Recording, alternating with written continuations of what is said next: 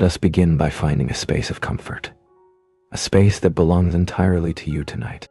Settle into the cushions, the blankets, the familiar dip of your mattress. Feel the weight of your body being gently accepted, supported, held. There is nowhere you need to go, nothing you need to do. The day, with all its sounds and its demands, has closed its doors softly behind you.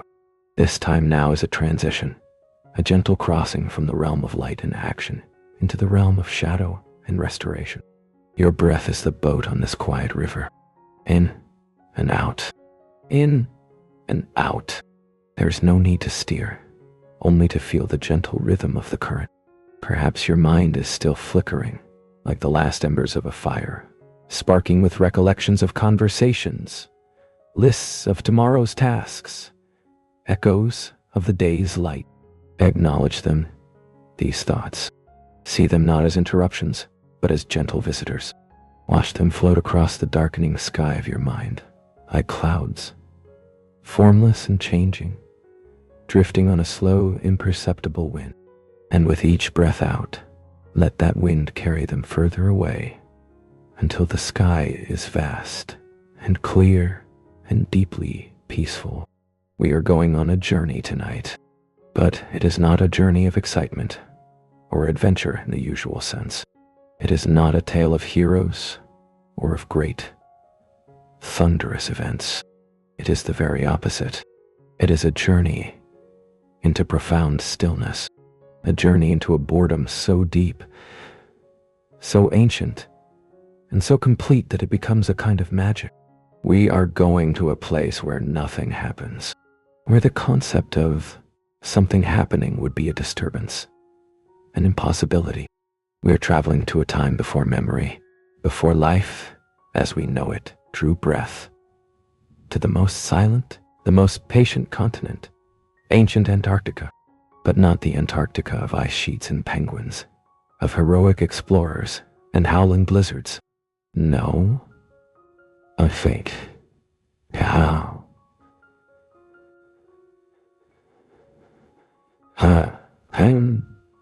We are going back through millions of years, to an Antarctica that is almost unrecognizable, an Antarctica that is boring, gloriously, magnificently boring, a land of gentle warmth, of soft rains, of endless twilights, a place where time itself seems to have lain down to rest, stretching itself so thin that a century passes like a sigh, and a millennium is no more than the gradual deepening of a shadow. To prepare for this, let us slow down our own sense of time. Feel your heartbeat, that steady, reliable drum. Now, imagine that drum beat slowing, not from illness or fear, but from a deep, pervasive calm. Imagine each beat lasting not a fraction of a second, but an hour, a day, a season. Thump, a long, warm summer passes. Thump, a gentle, damp autumn. The space between is the peaceful, dark winter. Your breathing is the wind over this ancient land. A single inhalation lasts for weeks, drawing in the scent of damp soil and fern. A single exhalation lasts for months, a soft, steady breath that stirs the fronds of primitive trees. We are leaving behind the sharp, quick colors of our world, the glaring reds, the urgent blues, the screaming yellows of signs and screens. We are fading into a palette of gentle monotones. Think of the color of a stone that has been resting in a stream for 1,000 years. A soft, muted gray-green. Think of the color of lichen, a pale, dusty yellow-gray. Think of the deep, soft brown of wet peat, of the silver gray of a mist that never quite lifts. These are our colors now. They do not excite the eye. They soothe it. They ask nothing of you. They simply are. In this state, we can begin our approach, not with a bang, not with a leap, but with a gradual dissolution. The edges of your room, the familiar outlines of furniture, they begin to soften as if seen through a gently fogged window. The sounds of the night, the distant hum of a car, the creak of a house settling, they transform. That hum becomes the deep, foundational note of the planet itself, a low, peaceful drone. That creak becomes the sound of the continent shifting, a millimeter every century, a contented stretch in its sleep. You are not in your bed anymore. You are above, cradled in a soft, perpetual twilight. Below you, wrapped in a blanket of mist and gentle rain, is a land. It is not a land of dramatic mountains, though low, worn-down hills ripple under a blanket of green. It is not a land of vast seas, though wide. Slow rivers, the color of tea, meander through endless forests of a strange, quiet kind. This is Gondwana, the ancient supercontinent, in its final, drowsy cohesion. Antarctica is not at the pole, but it is drifting toward it, a sleepy giant on a slow, slow journey. It is connected to lands that will one day be South America, Australia, Africa, India.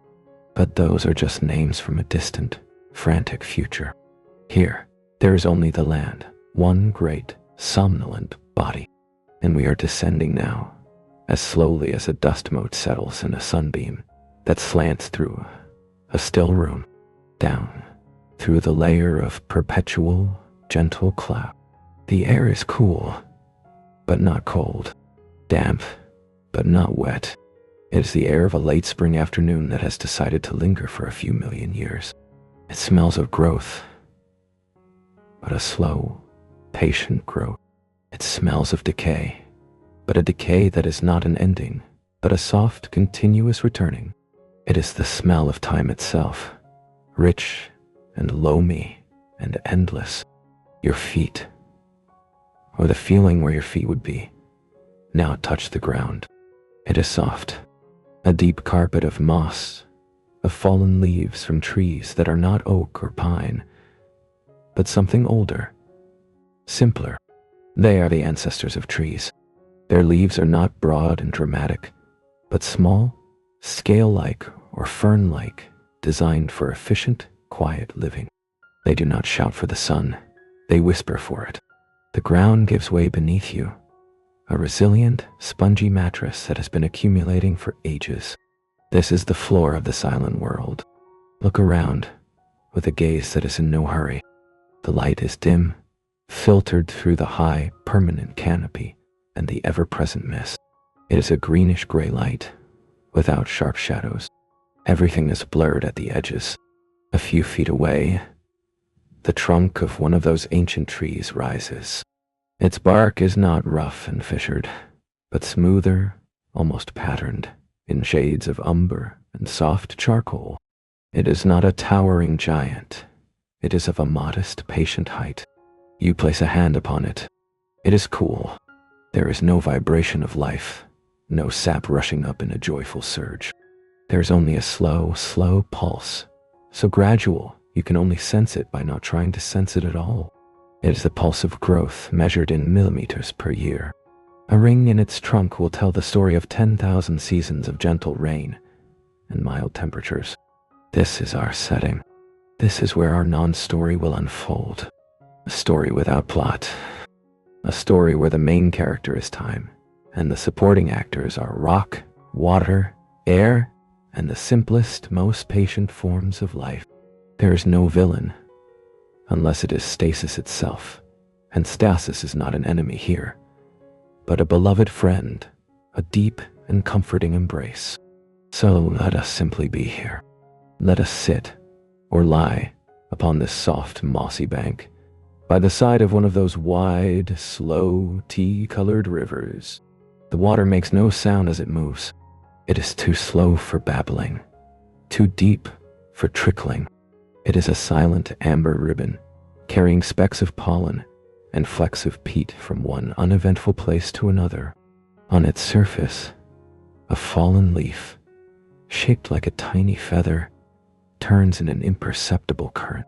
It takes an hour to complete a single, graceful rotation. Watch it. There is nothing else to watch. There is no need to watch anything else.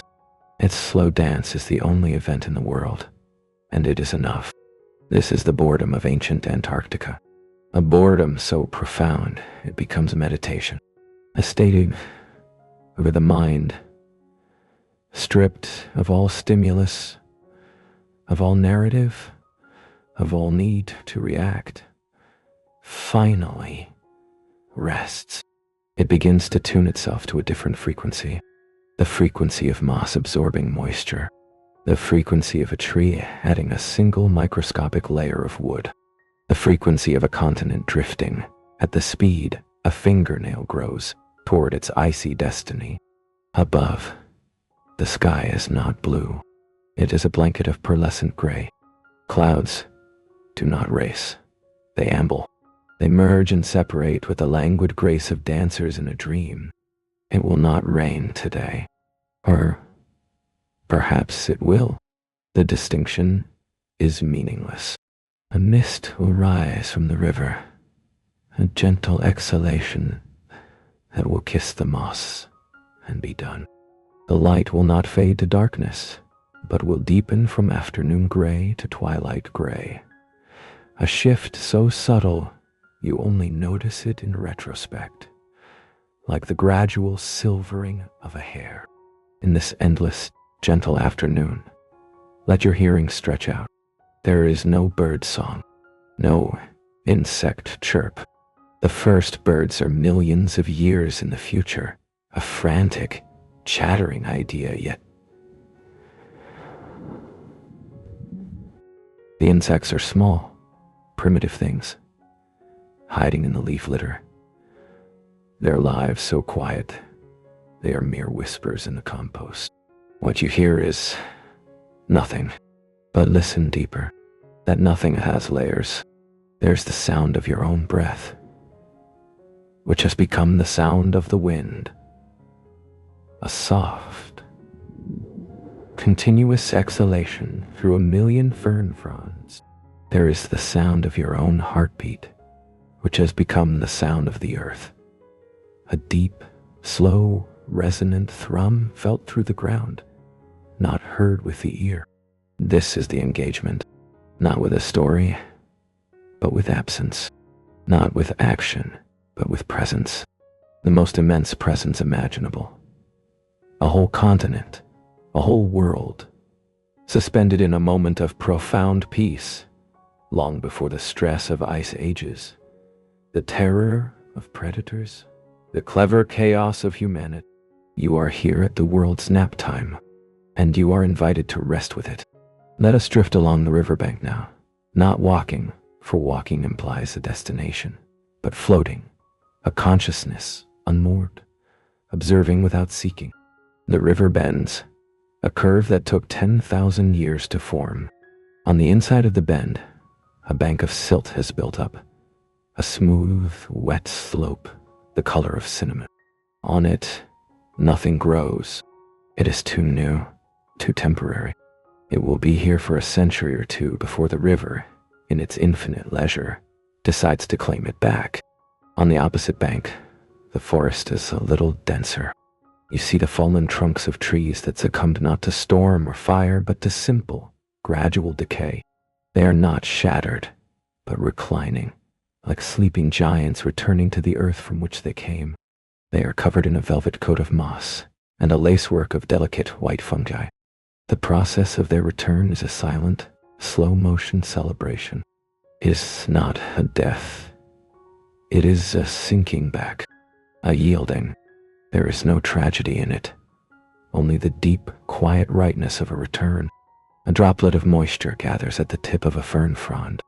It swells, fed by the mist, over the course of an hour.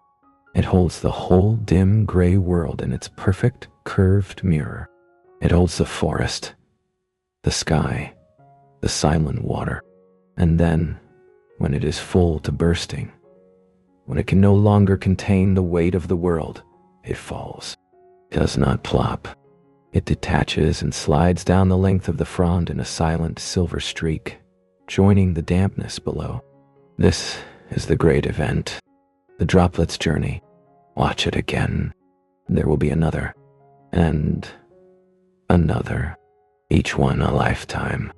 Each one a complete and perfect story of gathering and release. This is the pace of our tale. The story of a droplet. The story of a leaf turning on the water. The story of a shadow deepening by a fraction. If you have come this far, if your mind has slowed to match this rhythm, then you are ready. Ready to sink deeper into the boredom, the glorious, encompassing boredom of ancient Antarctica. The story does not begin, for it has always been here. It simply continues, and we are now a part of its continuation. So let go of the last thread that connects you to the world of happenings. Let it slip from your fingers, a silken strand carried away on that slow amber river. There is no need to hold on anymore. We are here. The mist, you begin to understand, is not weather. It is the breath of the land. It rises from the slow rivers and the permanently damp moss each time the temperature shifts by a degree. A process that takes days, and it settles again when the world exhales. It is the continent's gentle sigh. Within it, time loses all meaning. A minute is the same as an hour the same as a season.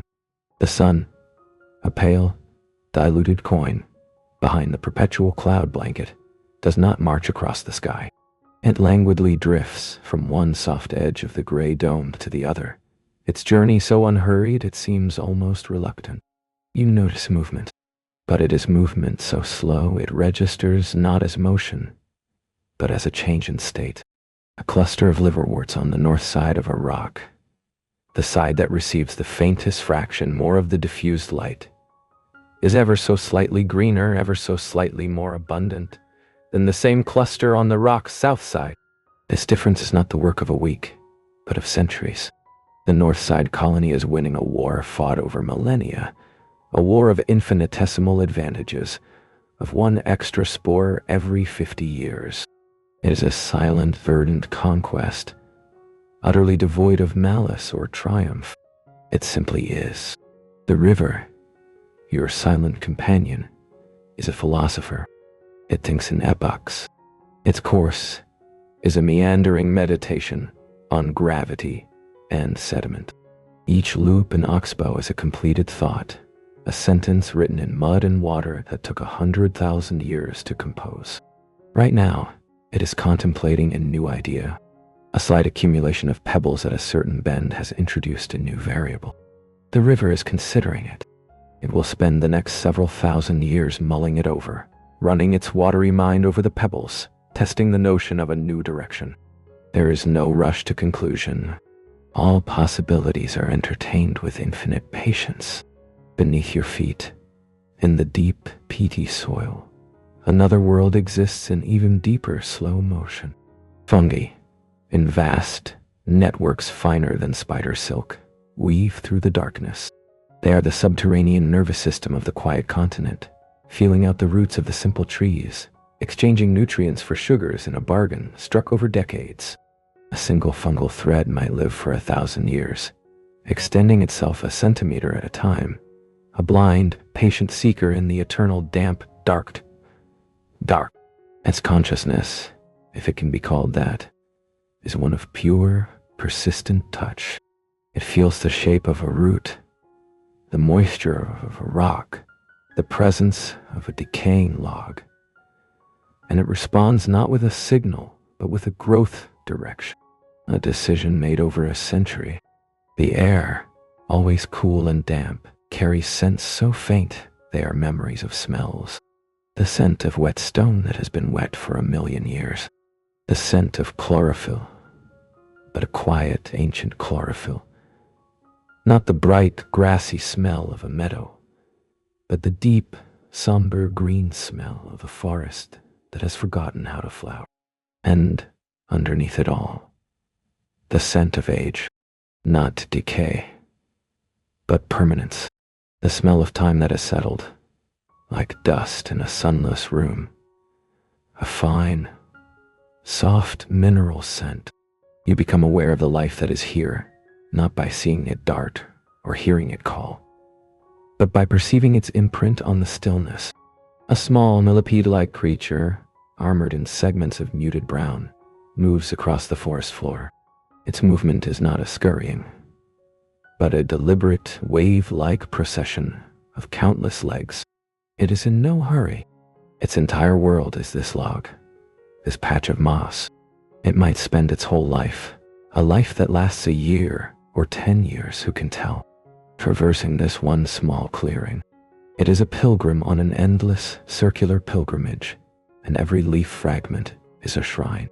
It moves over the contours of the moss, a living part of the landscape, as patient as the lichen it passes. A shape glides between the trunks. It is not a bird.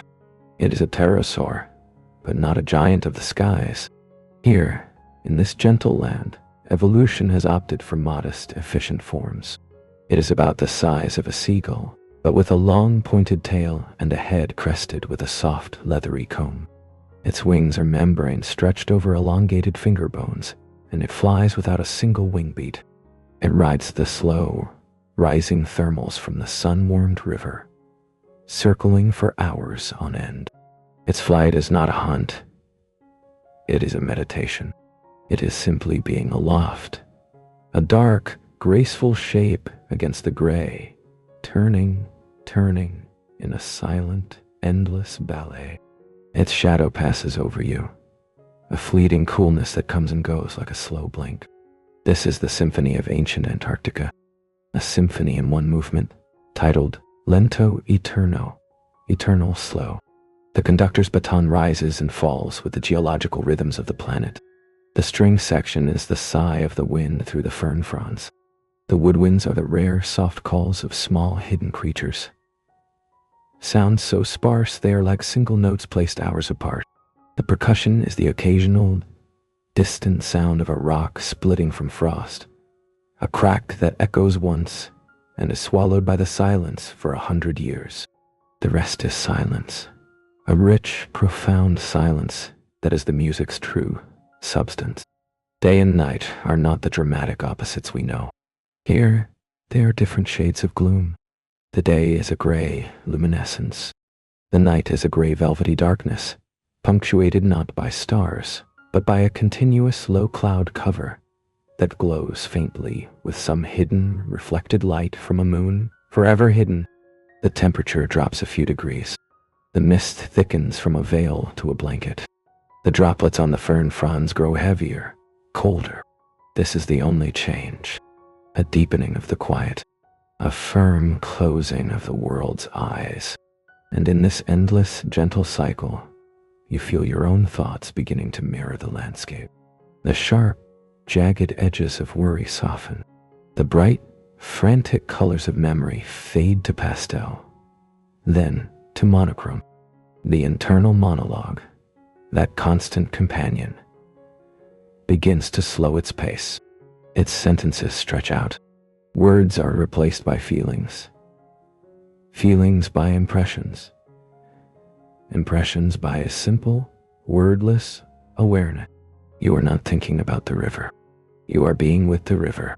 You are not observing the mist. You are part of the mist's gentle exhalation. Your sense of self, that tightly held bundle of memories, desires, and fears, begins to loosen. It is not disappearing, but expanding. It is seeping out into the moss, rising with the mist, drifting with the pterosaur on its thermal. You are no longer a visitor in this ancient land. You are becoming a feature of it, a quiet presence, like a stone that has always been here, watching the millennia turn with the calm indifference of stone. This is the gift of the boring world. It asks nothing of you. It does not need to be saved, understood, conquered, or even appreciated. It simply exists, and in its immense, patient existence, it offers a mirror to your own being, stripped of drama. You are not your accomplishments. You are not your anxieties. You are, at your core, a being of quiet presence, a slow pulse, a gentle breath, a part of the landscape of time. The river in its millennia-long contemplation, has reached a decision regarding the pebbles. It is not a dramatic shift. It will not carve a canyon. It is simply the faintest redirection of its main current. A tiny fraction of its water now pushes, with the soft insistence of a persistent thought, against the outer bank of the bend, a few inches further out than before. This new path will take 5,000 years to become evident. But the decision is made. The river continues its flow, carrying its amber water and its slowly turning leaf, content with its new, almost imperceptible course. A spore, released from a fungus deep in the forest, drifts on the still air. It is a tiny, dust-like thing, a possibility wrapped in a speck. It drifts for days, caught in the gentle eddies between the tree trunks. Finally, it lands on a patch of bare, damp soil on the riverbank, newly exposed by that slight shift in the current. It settles. It will wait for a year, or 10, for the exact right conditions of moisture and shadow. Then it will germinate. It will send out its first, thread-like hyphae, probing the darkness, seeking a connection. It is the beginning of a network that may last for 10,000 years. An event of monumental importance, occurring in absolute silence, in a place no eye will ever see. This is the drama of ancient Antarctica, the drama of potential, the drama of a process so slow it is indistinguishable from stillness. It is the story of a continent dreaming of the future. For far to the south, the poles are cooling. The great engine of the planet's climate is shifting with infinite slowness. The air currents are changing. A degree of warmth is leaching from the world, heading toward space. It will take millions of years, but the cooling is coming. The seeds of the ice are being sown, not in blizzards, but in the slight, gradual lengthening of the shadows, in the minute increase in the chill of the night mist. But that is a story for another aeon. For now, for this long, endless now, the dream is warm and damp and green. The continent slumbers. Its rivers think long thoughts. Its forests grow in slow motion. Its mists rise and fall like a sleeping giant's chest. And you are here, in the heart of slumber. Let the boredom, the deep, resonant, beautiful boredom of this place wash over you. It is a lullaby sung by time itself. Each droplet falling from a frond is a note. Each turn of the leaf on the river is a refrain. Each silent, circling flight of the pterosaur is a verse. There is no more to tell. There is only the continuation. The soft, gray light. The cool, damp air. The smell of peat and eternity. The sound of your own breath.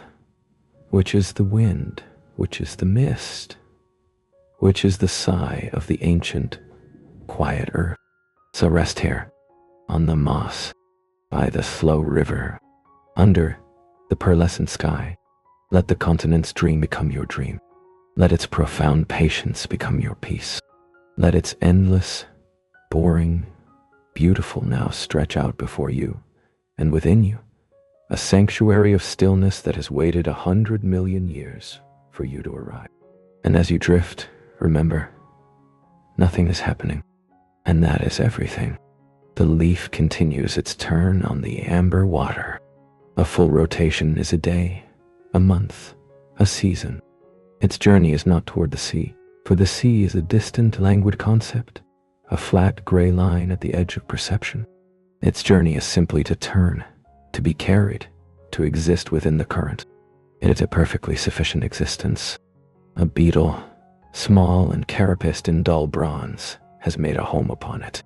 The leaf is its continent, its entire world. The beetle does not know it is adrift. It tends to its minute affairs, cleaning its antennae with delicate forelegs, navigating the tiny canyons and valleys of the leaf's veins. It was born here, and it will die here, and in between, it will have known only this slow, floating kingdom. This is the scale of life here. Vast, epic patience housing tiny, complete universes of quiet purpose. The mist thickens with the deepening of the twilight gray into night gray. It is not a darkness that falls, but a darkness that rises. It seeps from the ground, from the river, from the very pores of the ferns. It pools in the hollows beneath fallen logs, fills the spaces between tree trunks like a silent, cool liquid. The world becomes a study in softer, blurrier monochromes. The gray of the sky becomes the gray of the mist, becomes the gray of the shadows. Distinction vanishes. Everything merges. The forest is no longer a collection of individual things, but a single, breathing entity, exhaling dampness and shadow. In this seamless world, sound changes its quality. The soft sigh of the wind, which was barely a presence before, now seems closer, more intimate. It is not blowing through the forest. It is the forest breathing. Each gentle stir of a frond is a lung expanding, a diaphragm contracting with impossible slowness. The occasional plink of a water droplet into a pool from a leaf tip somewhere high above is a heartbeat. A slow, a rhythmic, profound heartbeat. Blink. A century passes. Plinkat. Another. You realize you have closed your eyes, or perhaps they have been open all along, and the difference no longer matters. The perception is internal now. You see the land not with light, but with a kind of deep time sonar, feeling the shape of hills that erode a grain of sand every year, sensing the vast, sluggish networks of roots and fungi that web the continent together underground.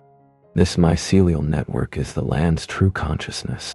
It is a brain that thinks in centuries, making connections between a tree struggling on a hill and a pool of nutrients 2 miles away, sending a slow chemical signal along its threads that will take a year to arrive, a decade to be acted upon. Its memories are stored in the very soil, in the layers of decay and growth, a living library written in carbon and chitin. Above, in the now invisible canopy, the world is different, but no less still. The high fronds of the cycads and the ginkgos catch what little light leaks through the cloud blanket. They are not leaves designed for enthusiastic photosynthesis, but for endurance. They are tough, waxy, built to last for decades, to extract every possible photon from the dim, diffuse glow. They are masters of efficient waiting. Dew collects on them not in droplets, but in a continuous silver film, a second skin of moisture that is both drink and armor. Up here, the air moves a little more. A slow, tidal flow that rocks the branches in a gentle, hypnotic rhythm. A rhythm measured in breaths per hour. On one broad, fan-shaped ginkgo leaf, a creature rests. It is not an insect, not a reptile, but something in between. A legacy of an older world. A small, lizard-like shape with skin like mossy bark. It is so still. It is part of the leaf, part of the branch, part of the tree. It has been still for days. Its metabolism has slowed to a bare whisper. It is waiting, not for prey, not for a mate, but for something, an internal signal, a celestial cue so faint only its ancient reptilian brain can sense it. It is waiting for the right moment to take a single, slow motion step to the next leaf. This step is the project of a week. The careful, muscle by muscle contraction, the microscopic adjustment of grip, the transfer of weight so gradual it would not disturb a dust mote. Its entire life is composed of these considered, monumental decisions. It is a philosopher of movement, understanding that to be truly still is to be ready for the only kind of action that matters. The intentional, the inevitable. Back on the forest floor, by your mossy bank, the night has fully settled. But it is not a time of fear or hidden predators. It is a time of deepening. The coolness sinks into the earth, into the stones, into your own quiet presence. The river seems black now, a ribbon of obsidian, its surface a perfect mirror of the featureless gray-black sky. The turning leaf is invisible. The beetle is asleep, or in a state so close to sleep, it is a form of waking death. All is suspended, and in this suspension, the most subtle sounds emerge. The sound of growth. It is not a rustle, not a creak. It is a feeling in the bones of the earth, the infinitesimal pressure of a root tip, softer than the finest thread, pushing between two particles of clay, the silent chemical sigh of a cell dividing in the cambium layer of a tree trunk, adding a molecule's width to its girth, the almost sound of moisture being drawn up through a billion silent tubes, a slow sucking silence. This is the true sound of the continent, the sound of life proceeding at the speed of geology. It is a hum at the very bottom register of existence, a frequency felt more in the soul than in the ear. Time, which had already stretched thin, now seems to stop altogether. But it is not a stopped clock. It is a stopped river, where the water is so still, it becomes a perfect lens, reflecting eternity. You are not in a moment. You are in the space between moments, a gap that has widened to encompass eons. The past is the layer of peat beneath you, 10 feet thick, compressed from 100,000 years of fallen leaves. The future is the faint, gathering coolness in the highest, most tenuous threads of the atmosphere, a warning whispered from the pole. But the present is infinite. It is this soft, dark, damp now. A change, when it comes, is so gentle it is hardly a change at all. It begins as a slight lightening in the texture of the darkness to the east. Not a color, not a glow, but a softening of the black from velvet to charcoal. This is the dawn. It takes hours. The gray returns, seeping back into the world like ink diluting in water. Shapes re-emerge from the formless night. The trunk of the tree, the curve of the riverbank, the silhouette of a distant hill. They do not become sharper. They simply become more present. The mist, which had become one with the night, now begins to differentiate itself, rising in lazy tendrils from the water, leaving the forest floor slightly clearer, the air slightly less dense. With the gray light comes a change in the scent. The deep, loamy smell of nighttime decay lifts, and in its place comes a sharper, greener smell. The smell of transpiration, of a billion tiny stomata on a billion fern fronds opening. Just a fraction, to release a whisper of oxygen and take in a whisper of carbon dioxide. It is the forest's first, slow breath of the new aeon. The air tastes cleaner, colder. Pterosaur, or perhaps its descendant, is aloft again. It appears as a dark cross-stitch against the lightning gray, circling on a thermal that has only just begun to form over the river. Its flight is the only swift thing in this world, and even that swiftness is a relative term. It is a symbol of the sky's patience, a marker tracing the same circle it traced yesterday, and the day before that, and for 100,000 days before that. The leaf on the water has completed 7 turns in the night. The beetle is awake, traversing a new quadrant of its world, a continent reshaped by the condensation of dew. A single, perfect droplet, a world in itself, hangs from the tip of the leaf. The beetle approaches it, touches it with an antenna, decides to drink. This is its morning ritual. It will take an hour. You have not moved. You have no need to move. You are as much a part of this landscape as the lichen on the rock. Your thoughts, if they can be called thoughts anymore, are not in words. They are in impressions. The impression of coolness, the impression of damp, the impression of a vast, gentle weight, the weight of time itself, which is not a burden, but a comfort, a blanket of inconceivable age keeping you secure. This is the profound lesson of ancient Antarctica. The lesson it teaches through its magnificent, unwavering boredom, that there is a peace deeper than sleep, a stillness more profound than silence. It is the peace of the object that has no desire to be anything else. The rock is content to be a rock. The river is content to be a river. The tree is content to add its microscopic ring. In their absolute acceptance of their own nature, they achieve a kind of perfection, a perfect boredom, a perfect being. And in this perfect being, there is no room for the anxieties of a fleeting life.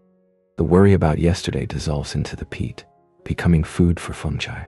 The fear of tomorrow evaporates with the mist, joining the clouds that will rain in 1,000 years. All that remains is the exquisite present, a presence so expanded it contains all times within it. The day brightens to its maximum capacity, a flat, even, shadowless gray. The mist has mostly risen, forming a low ceiling that hugs the treetops. The world is a room with soft walls and a soft ceiling. In this room, the slow processes continue unseen, unhurried. A spider, a simple, ancient thing with a body like a drop of amber, has spun a web between two fern stems. The web is not a trap designed for frantic capture. It is a net for the slow drift of airborne spores, a patient fisherman in the still air. It may catch one spore today, or none. It does not matter. The web is its own purpose, a geometry of beauty and function, a testament to the principle of waiting. A sound, new and yet familiar, a low, soft rumble, felt through the ground more than heard. It is not thunder. It's the continent itself. A tectonic plate, the size of this sleeping land, is adjusting itself in its slumber. It is stretching a joint, settling deeper into the mantle. The rumble lasts for minutes, a deep, visceral purr that vibrates in the chest. It causes a single pine cone, from a tree that is an ancestor of pines, to dislodge from a high branch. It falls, not with a crash, but with a series of soft whispering taps as it brushes through layers of foliage, finally coming to rest on the moss with a dull thud. This event will be the most dramatic geological activity this particular square mile will experience for 10,000 years. Pine cone will lie there, slowly being incorporated into the humus, a monument to the great sleepy stretch of the earth. The river, having made its decision about the pebbles, continues its meditation. The new channel, no wider than a hair's breadth yet, is a fact of its reality now. It will ponder this new fact for another few millennia, seeing how it affects the flow, the sediment, the shape of the bank. Its thoughts are deep and fluid and endless. And you, in the heart of it all, feel a dissolution that is not an ending, but a homecoming. The boundary between where you end and the moss begins is blurred. The rhythm of your heart has synced with the plink of the water droplets. Your breath is the mist. Your gaze is the soft, gray light that bathes everything without judgment. This is not a story to be followed. It is a state to be inhabited, a condition of being. The story of ancient Antarctica is the story of isness. It is not boring because nothing happens. It is boring because everything that happens is essential, foundational, and occurs on a timescale that renders our human concept of event meaningless. It is the boredom of a mountain watching a civilization rise and fall in the blink of its stony eye. It is the boredom of the deep ocean floor, where the sediment accumulates a grain at a time over 1,000,000 years. And in that scale, your own life, with all its fleeting joys and sharp sorrows, its brief struggles and small triumphs, is not diminished. It is instead placed into a magnificent calming context. It is a single, beautiful, intricate leaf turning on a slow, amber river. It has its own journey, its own beetle, its own droplet of dew catching the gray light. It is unique and precious. And then, in its time, It will sink or decay or be carried to a new shore, becoming part of the soft, peaty soil from which new fronds will unfurl, in a slow, green promise toward a distant, chillier sky. The day is waning again. The light, which never knew brightness, now knows a slight dimming. The gray deepens toward pewter. The mist begins its descent from the treetops, reclaiming the air, blurring the world once more into a unified, gentle whole. The parasaur makes its last lazy circle and vanishes into the gloom of the higher branches, folding its wings for the long, cool night. The beetle on the leaf finds a crevice in a vein and becomes still. The small, moss-skinned lizard on the high ginkgo leaf completes its step, arriving on its new continent with the quiet satisfaction of a millennium-long voyage concluded. All is settling. All is returning to the great, soft, dark embrace of the endless now. You are here. You have always been here, in the moss, by the river, under the gray, part of the breath, the pulse, the slow, slow turning of the leaf. Let the boredom hold you. Let the silence fill you. Let the deep, ancient peace of this land, where nothing happens and everything is, be the last thought you remember before you drift into your own quiet, human sleep, carrying the pace of epochs in your dreaming heart. The world, in its soft gray persistence, continues its imperceptible revolution.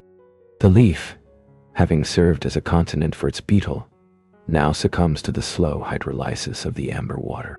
Its edges, once defined by a delicate tracery of veins, become soft, then fuzzy, then begin to dissolve into a brownish haze that trails behind it like a ghost. The beetle, sensing the dissolution of its world, makes a monumental decision. Over the course of a day, it navigates to the very tip of the leaf, where a single resilient stem still holds firm. It waits, its antennae tasting the air, feeling the minute vibrations of the water. A smaller fragment of a different leaf, a piece of bark perhaps, drifts within a millimeter of its perch. With a leap that is the sum total of its life's explosive energy, a movement that would be a blur if any eye were fast enough to see it here, it transfers its existence to this new, drear vessel. It is an epic migration, a voyage across a chasm of water, all contained within a silence so complete it feels like a held breath. The new leaf is thicker, curled. It will be its home for the rest of its days, a fortress against the gentle entropy of the river. Meanwhile, the droplet that had been gathering at the tip of the tall fern frond high above finally reaches its apex of tension. For a week it has swelled, a perfect trembling lens. It does not fall vertically, a breath of wind so faint it could not stir a cobweb, a wind that is less a movement of air and more a thought passing through the atmosphere, touches it. The droplet elongates, stretches into a teardrop shape, and then detaches not in a fall, but in a slow, slanting descent. It becomes a silver thread, a fleeting comet, tracing a path through the gray air. It does not land in the river or on the moss. It lands squarely on the back of the moss-skinned lizard, who has been immobile on its new ginkgo leaf for 36 hours. The impact is a universe-shattering event for the small creature.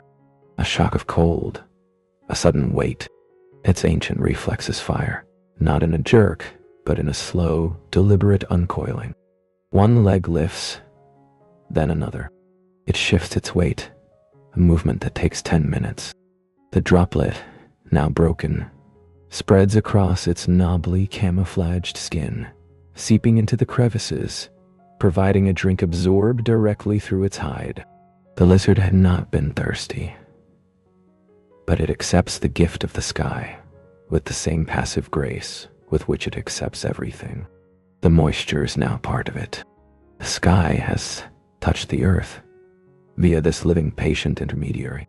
Beneath the earth, in the kingdom of darkness and slow pressure, a revolution is brewing. It is not a revolution of violence, but of connection. The fungal thread, the one that has been growing for 900 years toward a particular root nodule of a cycad, finally makes contact. Its hyphal tip, a living probe finer than light, touches the root's outer cell. Chemical signals, simple and ancient, are exchanged. A dialogue begins. The language is one of molecular attraction and repulsion. Over the course of a month, a pact is sealed. The fungus will provide the tree with phosphorus and other minerals it has meticulously mined from the bedrock over centuries. The tree will provide the fungus with sugars, the product of its slow-motion capture of gray light. It is a handshake that will last for millennia. A mycorrhizal alliance is formed, a bond that will strengthen the tree and extend the fungus's network, weaving them together into a single symbiotic entity. This event, hidden from the sun and the air, is of greater consequence to this patch of forest than the falling of 100 trees. It is a treaty signed in the dark, ensuring the stability of the ecosystem for 10,000 years. The forest floor above is unaware. The moss does not tremble, and the ferns do not stir. But the land itself has grown stronger, more interconnected, in its deep, quiet dream. The weather, if it can be called weather, contemplates a change. The cloud blanket, which has been a permanent fixture, a soft, low ceiling, begins to exhibit texture. It is not breaking up, it is deepening. The uniform gray differentiates into layers. Pearlescent gray above, charcoal gray below. The space between them thickens with a promise that is neither good nor bad, simply different. The air pressure drops by a hair. A creature that lived in the tidal mudflats 100 million years ago would have sensed it and burrowed deeper. Here, the forest simply listens. The leaves, which usually hang limp, now exhibit a very slight torsion, a tightening at their stem. They are preparing for something they have not experienced in generations, actual rain. It begins not with drops, but with a thickening of the mist into a true drizzle. 1,000,000 billion tiny droplets, each no larger than a molecule of promise, suspend in the air, making it a tangible thing to breathe. The world becomes a silver point drawing, every line softened, every edge blurred into a haze of wet graphite. The sound is the sound of silence, getting wet. A soft, all-encompassing shh, as if the continent itself is soothing a child. It is not a sound that falls from the sky, but a sound that rises from everywhere at once, from the moss drinking, from the bark darkening, from the river accepting the countless tiny contributions to its volume. This drizzle continues for 2 days and 2 nights. It is a baptism of patience. The moss, already saturated, cannot hold more. It begins to weep, tiny rivulets forming between its emerald cushions, trickling toward the river. The river itself shows no noticeable change in height or speed. It accepts the gift with the same indifference with which it accepts the turning leaf. The rain is simply more of itself, arriving by a different path. The tea color of the water deepens slightly, becoming the hue of strong ale, as it is fed by tannins leached from the newly drenched peat. For the creatures, this is a time of profound waiting. The beetle on its bark fragment has found a tiny overhang, a miniature cave where it waits, its antennae curled close to its body. The pterosaur is grounded, perched on a thick horizontal branch, its wings folded tightly like a leathery cloak. It sits facing the gentle onslaught, its eyes closed as if in meditation. Water beads and runs off the crest on its head in a continuous, tiny stream. The lizard is perhaps the best adapted. The rain is no different from the mist, only more so. It drinks as it sits, the moisture beading and rolling across its cryptic skin. Every drop a blessing. It is in its element. It may not move again for the entire duration of the rain, conserving energy, being washed. You, the quiet presence on the bank, are also washed. The drizzle passes through you, or you through it. There is no cold, only a deepening of the dampness that has always been there. Your thoughts, if any remain, are of saturation, of permeability, of becoming one with the wet, living world. The boundary between your consciousness and the drizzle-blurred forest dissolves completely. You are the rain-soaked moss. You are the darkening tree trunk. You are the silent, swelling river. Dental shh is the sound of your own blood, a oceanic tide within, matching the rhythm of the world's slow, liquid breath. After an eternity of 2 days, the drizzle stops. It does not cease abruptly, but fades.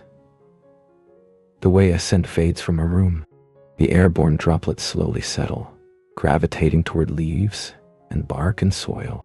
The world emerges, not brightened, but washed clean. The greens are deeper, more profound. The grays are richer, like polished slate. The air is so clear it feels like a lens, yet it still holds the soft focus of perpetual humidity. Everything glistens. A million water droplets cling to every surface, each one a perfect inverted world holding the entire subdued forest in its curve. The forest has become a cathedral of crystal, a celebration of witness. And then the light performs its only trick.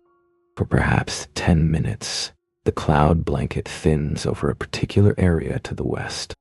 Not enough to reveal the sun. That would be a violence. But enough to transform its hidden disk into a diffuse, radiant presence. A muted silver-gold luminosity bleeds through. It is not a beam, not a ray. It is a suffusion, a gentle staining of the clouds from within. This light touches the rain-drenched world. The effect is silent magic. Every droplet becomes a tiny lantern. The forest, for the first time in a million years, sparkles. It is a soft, diffused sparkle, a glittering without sharpness, a celebration of moisture and muted light. The ginkgo leaf, where the lizard rests, becomes a galaxy of silver stars. The spider's web, previously invisible, is suddenly outlined in a necklace of diamonds, a breathtaking geometry of captured light and water. The river's surface, usually a dull matte, becomes a trembling sheet of hammered silver, its slow currents written in shifting lines of luminosity.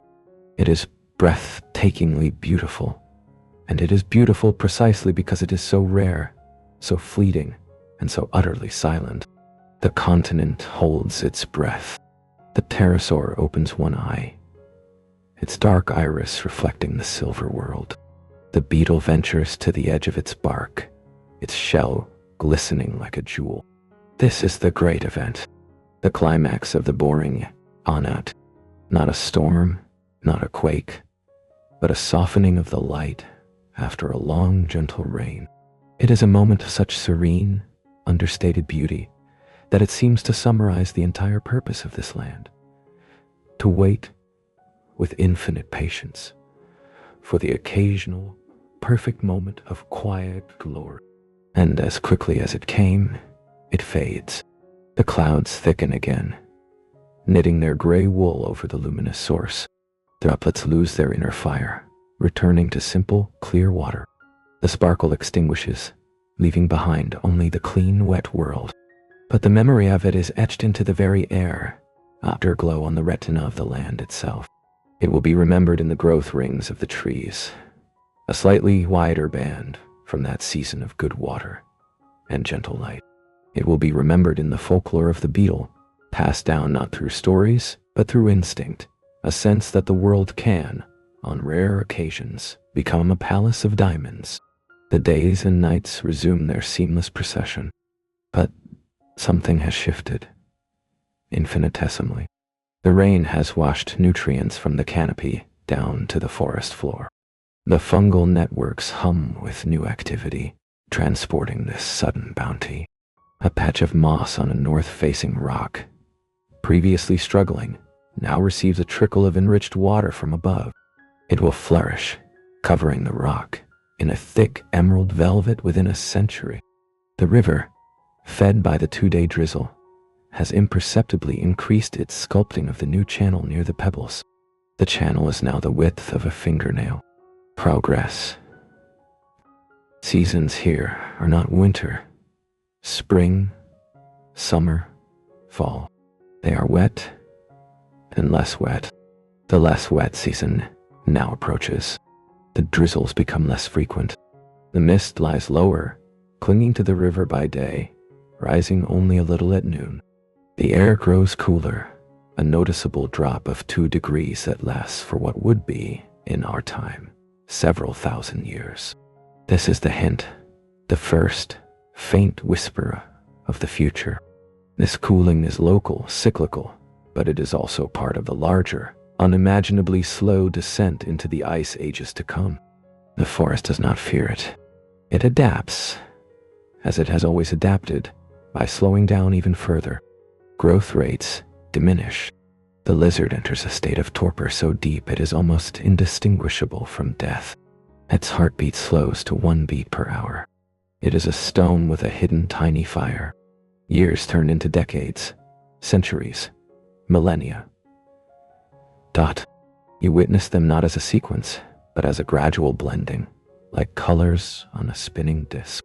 The tree you first touched has added a hair's breadth to its girth. The moss on your bank has crept forward, covering a patch of bare earth that was there 1,000 years ago. The river's new channel is now the width of a hand, a definite alternative path that carries 1/3 of its water during the wet season. The leaf that bore the beetle finally disintegrated entirely, becoming a brown stain on the water, then food for microscopic creatures in the peat. The beetle itself lived out its long life on its bark fragment, which eventually washed ashore on a bend downstream. It died there, and its carapace became part of the soil, its minerals returning to the network. New life arrives, not with a fanfare, but with a slow colonization. On a deadfall log that has been lying across a small stream for 300 years, a new type of lichen establishes itself. It is a pale, almost luminous blue-gray, a color never before seen in this patch of forest. It ends at the rate of 1 millimeter per year, a slow, cerulean tide across the rotten wood. It is a pioneer from a slightly different climatic zone, carried here as a spore on a freak wind current millennia ago. It waited, dormant, for the exact right conditions of perpetual damp and cool shade. The less wet season, with its slightly lower humidity, was the trigger. Now it thrives, adding a new, soft note to the palette of the forest. The pterosaur you saw, or its lineage, has evolved, almost imperceptibly. Over 10,000 generations, the crest on its head has become slightly more pronounced, a more efficient rudder for its endless thermal riding. Its wings are a fraction broader, better for extracting lift from the gentlest air currents. It is becoming a more perfect creature of the gray sky. It never knows haste. Evolution is as gradual and inevitable as the carving of the riverbank. You have become so still, so integrated, that you are now a feature of the landscape, a presence that the moss grows around, that the mist embraces as a familiar hillock. Your awareness is no longer centered in a body, but diffused through the network. You feel the blue-gray lichen satisfaction as it photosynthesizes the dim light. You feel the deep, contented chill of the lizard's torpor. You are the slow ache of the tectonic plate, still settling. You are the memory of the silver light in the rain droplets. And then, a new sound. Faint, distant, but utterly foreign. A deep, percussive thump, followed by a low, grinding roar. It is not of this quiet world. It comes from the far north, beyond the horizon, carried on a rain that has managed to penetrate the cloud blanket. It is the sound of the rest of Gondwana. Not the drowsy, green part, but a more active, violent fragment. It is the sound of a massive landslide, or a volcanic vent clearing its throat hundreds of miles away. And that sound is the future. The future of earthquakes, of mountains rising, of continents tearing themselves apart in geologic fury. It is a sound from the world of happening. Here in boring Antarctica, the sound arrives as a rumor, a ghost of violence. It rolls across the forest, causing the pterosaur to tilt its head. It vibrates in the water of the river, causing the few remaining floating leaves to tremble. It passes through the soil, a shudder that makes the fungal threads tremble for a moment, and then it is gone, swallowed by the immense, absorbing silence. The forest listens to the echo of its own quiet, as if to reassure itself. The thump and roar are not repeated. They were an accident, a burst of noise from a noisier neighbor. They are irrelevant. The deep, foundational hum of patience resumes, but the seed of change, once carried on the wind, cannot be completely unheard. The distant sound is a prophecy, a whisper of the titanic forces that will, over the next 50 million years, pull this sleepy continent away from its warm siblings, dragging it southward, toward the pole, toward isolation, toward coal. The process has already begun. The tectonic stretch you felt was part of it. The continent is a sleeper beginning a very slow roll over in bed, destined to wake up in a different, colder climate. Yet for now, and for millions of years to come, the dominant reality is this glorious, unwavering boredom. The less wet season gives way again to the wet. The blue-gray lichen flourishes. A new generation of beetles navigates new leaves. The river's new channel becomes its main channel. The old bend slowly silting up, becoming an oxbow lake, then a swamp, then a patch of particularly rich moss. The story continues because it never really began. It is a loop of dampness and growth, of light and shadow, of infinitesimal change with an eternal sameness. You have no urge to leave, because there is no away from this. This is the core of things, the still point of the turning world.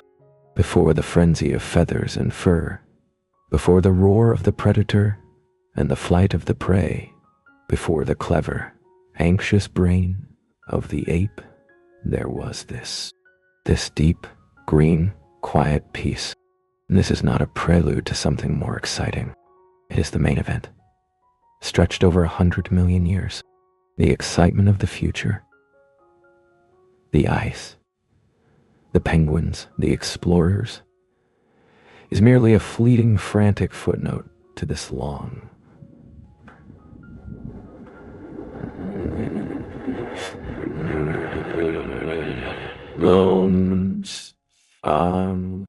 so let the millennia wheel overhead, silent as the stars behind the clouds.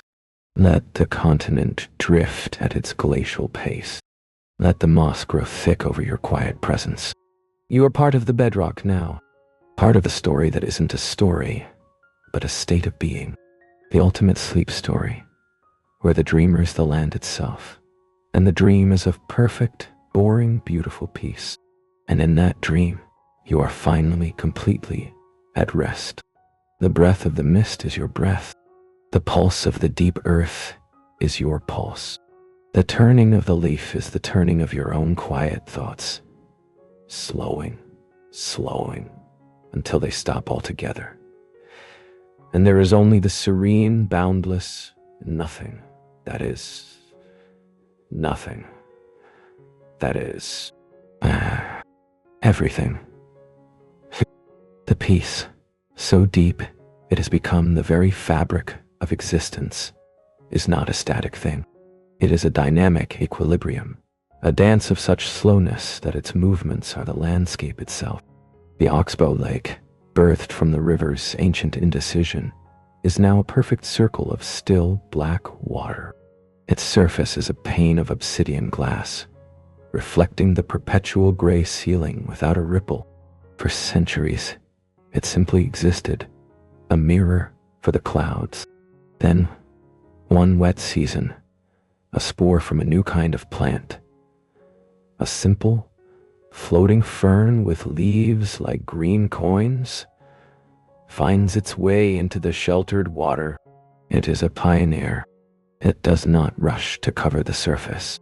A single plant establishes itself, multiplying by sending out runners so slowly that a decade passes before a second green coin appears a foot away. After a century, a small constellation of green floats in the center of the black mirror. After a millennium, the lake is half covered in a verdant mosaic. The process is as inevitable as a tide, but a tide that rises one leaf per year. The lake is being claimed by a life, in the gentlest of invasions. Beneath the water, in the profound peaty darkness of the lake bed, another kingdom thrives in ultra-slow motion. Bacteria that metabolize sulfur, archaea that feed on the slow rain of decaying spores from above, create a world without oxygen, a world of chemical patience. They build layered mats, stromatolites of the fresh water, adding a paper-thin layer of sediment each year. Building domes and columns of such exquisite slowness, they make the growth of the forest trees seem frantic. These structures are the land's earliest memories, lithified boredom. Their every curve a record of 1,000 wet and less wet seasons.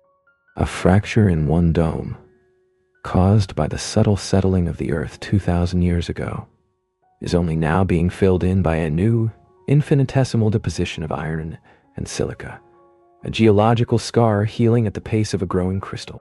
High above, in the canopy, a drama of light and space unfolds over epochs.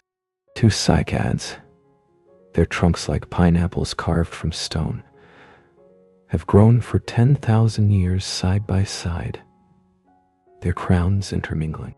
Their relationship has been one of peaceful coexistence, sharing the diffuse light.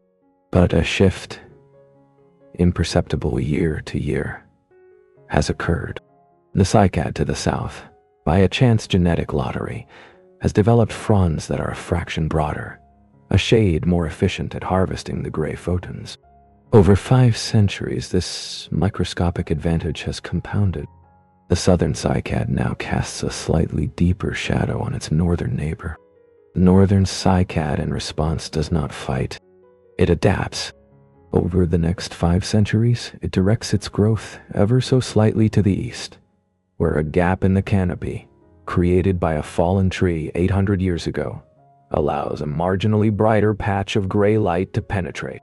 Its trunk develops a gentle, graceful curve, a slow-motion lean toward opportunity. It is not a sign of struggle, but of graceful negotiation, a dance of adjustment measured in the growth rings of centuries. The air, that constant damp breath, carries a new passenger. It is not a scent, but a temperature, a subtle, persistent cooling that has been accumulating for 100,000 years. It is the breath of the future, whispering from the pole.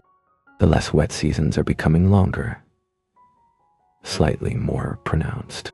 The wet seasons, while still drizzly, now sometimes bring a precipitation that is not quite rain, not quite sleet. A crystalline mist that stings with a new kind of cold. It rarely settles, but its occurrence is a herald. The moss notices. Some species, those with a tighter, denser growth pattern, begin to outcompete the lusher, spongier varieties on exposed rocks and riverbanks. The palette of the forest floor shifting, from emerald and jade to hues of olive, gray-green, and a dull, rusty bronze. The change is so slow. It is a gradient across millennia, a fading of one dream into another. You, the integrated consciousness of the place, feel this cooling not as a threat, but as a new note in the long, monotonous song. It is a lower register, a deeper chill in the hum of the earth. You feel it in the slower decomposition of the leaf litter as the fungal and bacterial workers grow lethargic in the cooler damp. You feel it in the deeper torpor of the lizard, whose periods of immobility now stretch for what would be, in a warmer time, entire seasons. Life is not diminishing, it is concentrating, becoming more focused, more efficient, more resigned to the long, slow draw of heat toward the poles. A new actor appears on the stage of boredom, though its entrance is so undramatic it goes unnoticed for centuries. It is a wind, not the gentle, sighing breath of the forest, but a wind with direction and purpose. It comes from the south, more consistently now. It is a dry wind, for it has traveled over lands that are cooling faster, losing their moisture. It is a subtle thief, stealing the mist from the river before it can rise fully, leaving the mornings clearer, colder, with a sharpness to the air that is entirely new. This wind scours. It carries fine particles of dust, grit from the rocky highlands to the south that are now experiencing frosts. This dust, over thousands of years, settles on the leaves, on the moss, on the still waters of the Oxbow Lake. It is a mineral rain, a slow sprinkling of the coming desiccation. The blue-gray lichen on the deadfall log finds it a boon. The dust provides new minerals. It spreads faster now, a vibrant cerulean smear across the rotten wood, a happy accident of change. The river, that great, slow thinker, is deep in a new meditation. The cooling and the new wind patterns have altered the balance between evaporation and precipitation in its vast, slow catchment area. The river is growing, thoughtful. Its volume, for the first time in millions of years, is in a very, very gradual decline. It is not shrinking, but focusing. Its main channel, the one that diverted past the pebbles so long ago, deepens slightly as it carries the same force through a smaller amount of water. The current becomes a fraction more defined. The tea color deepens further, as the water spends more time leaching tannins from the now colder, slower decaying peat bogs that feed it. It is becoming a darker, more solemn philosopher. In the depths of the forest, a great life reaches its conclusion. It is the northern cycad, the one that leaned east for 1,000 years. Its graceful curve could not forever defy the slow saprophyte invasion in its core. The cumulative weight of millennia, and the new persistent chill. It does not fall in a storm. There is no crack of timber. One less wet season, after a particularly cold night where the crystalline mist settled as a rime of frost on its fronds. A shocking, new sight. The great plant simply ceases. The slow pulse of its vascular system stills. Its fronds, over the next decade, turn from green to a pale straw color, then to a dry, rusty brown. They hang, silent flags of surrender, for another century. Then, one by one, over another 2 centuries, they detach, whispering down through the layers of the forest to join the litter below. The trunk, a monument of slow time, remains standing for 1,000 years more, a gray sentinel slowly being eaten by soft, patient fungi, and colonized by a particularly hardy gray-green lichen that thrives on cold stone. Its fall, when it comes, will be a silent, settling sigh, felt through the roots of the surrounding trees as a distant, final shift. Its space in the canopy, that eastern gap it leaned toward, will now be a permanent feature, a window for cold, gray light and the new, dry southern wind. This death is not a tragedy. It is a return, executed with the same magnificent boredom as its growth. The cycad substance, its carbon, its minerals, the slow captured light of 10,000 gray days, will now be recycled by the moss, the fungi, the bacteria, feeding the next cycle of slow, cold growth. The forest floor thickens by a millimeter. The story continues. The beetle's descendants have evolved. The long periods of cold torpor have selected for individuals with a darker, thicker carapace that absorbs what little warmth the gray light offers. Their life cycles have lengthened.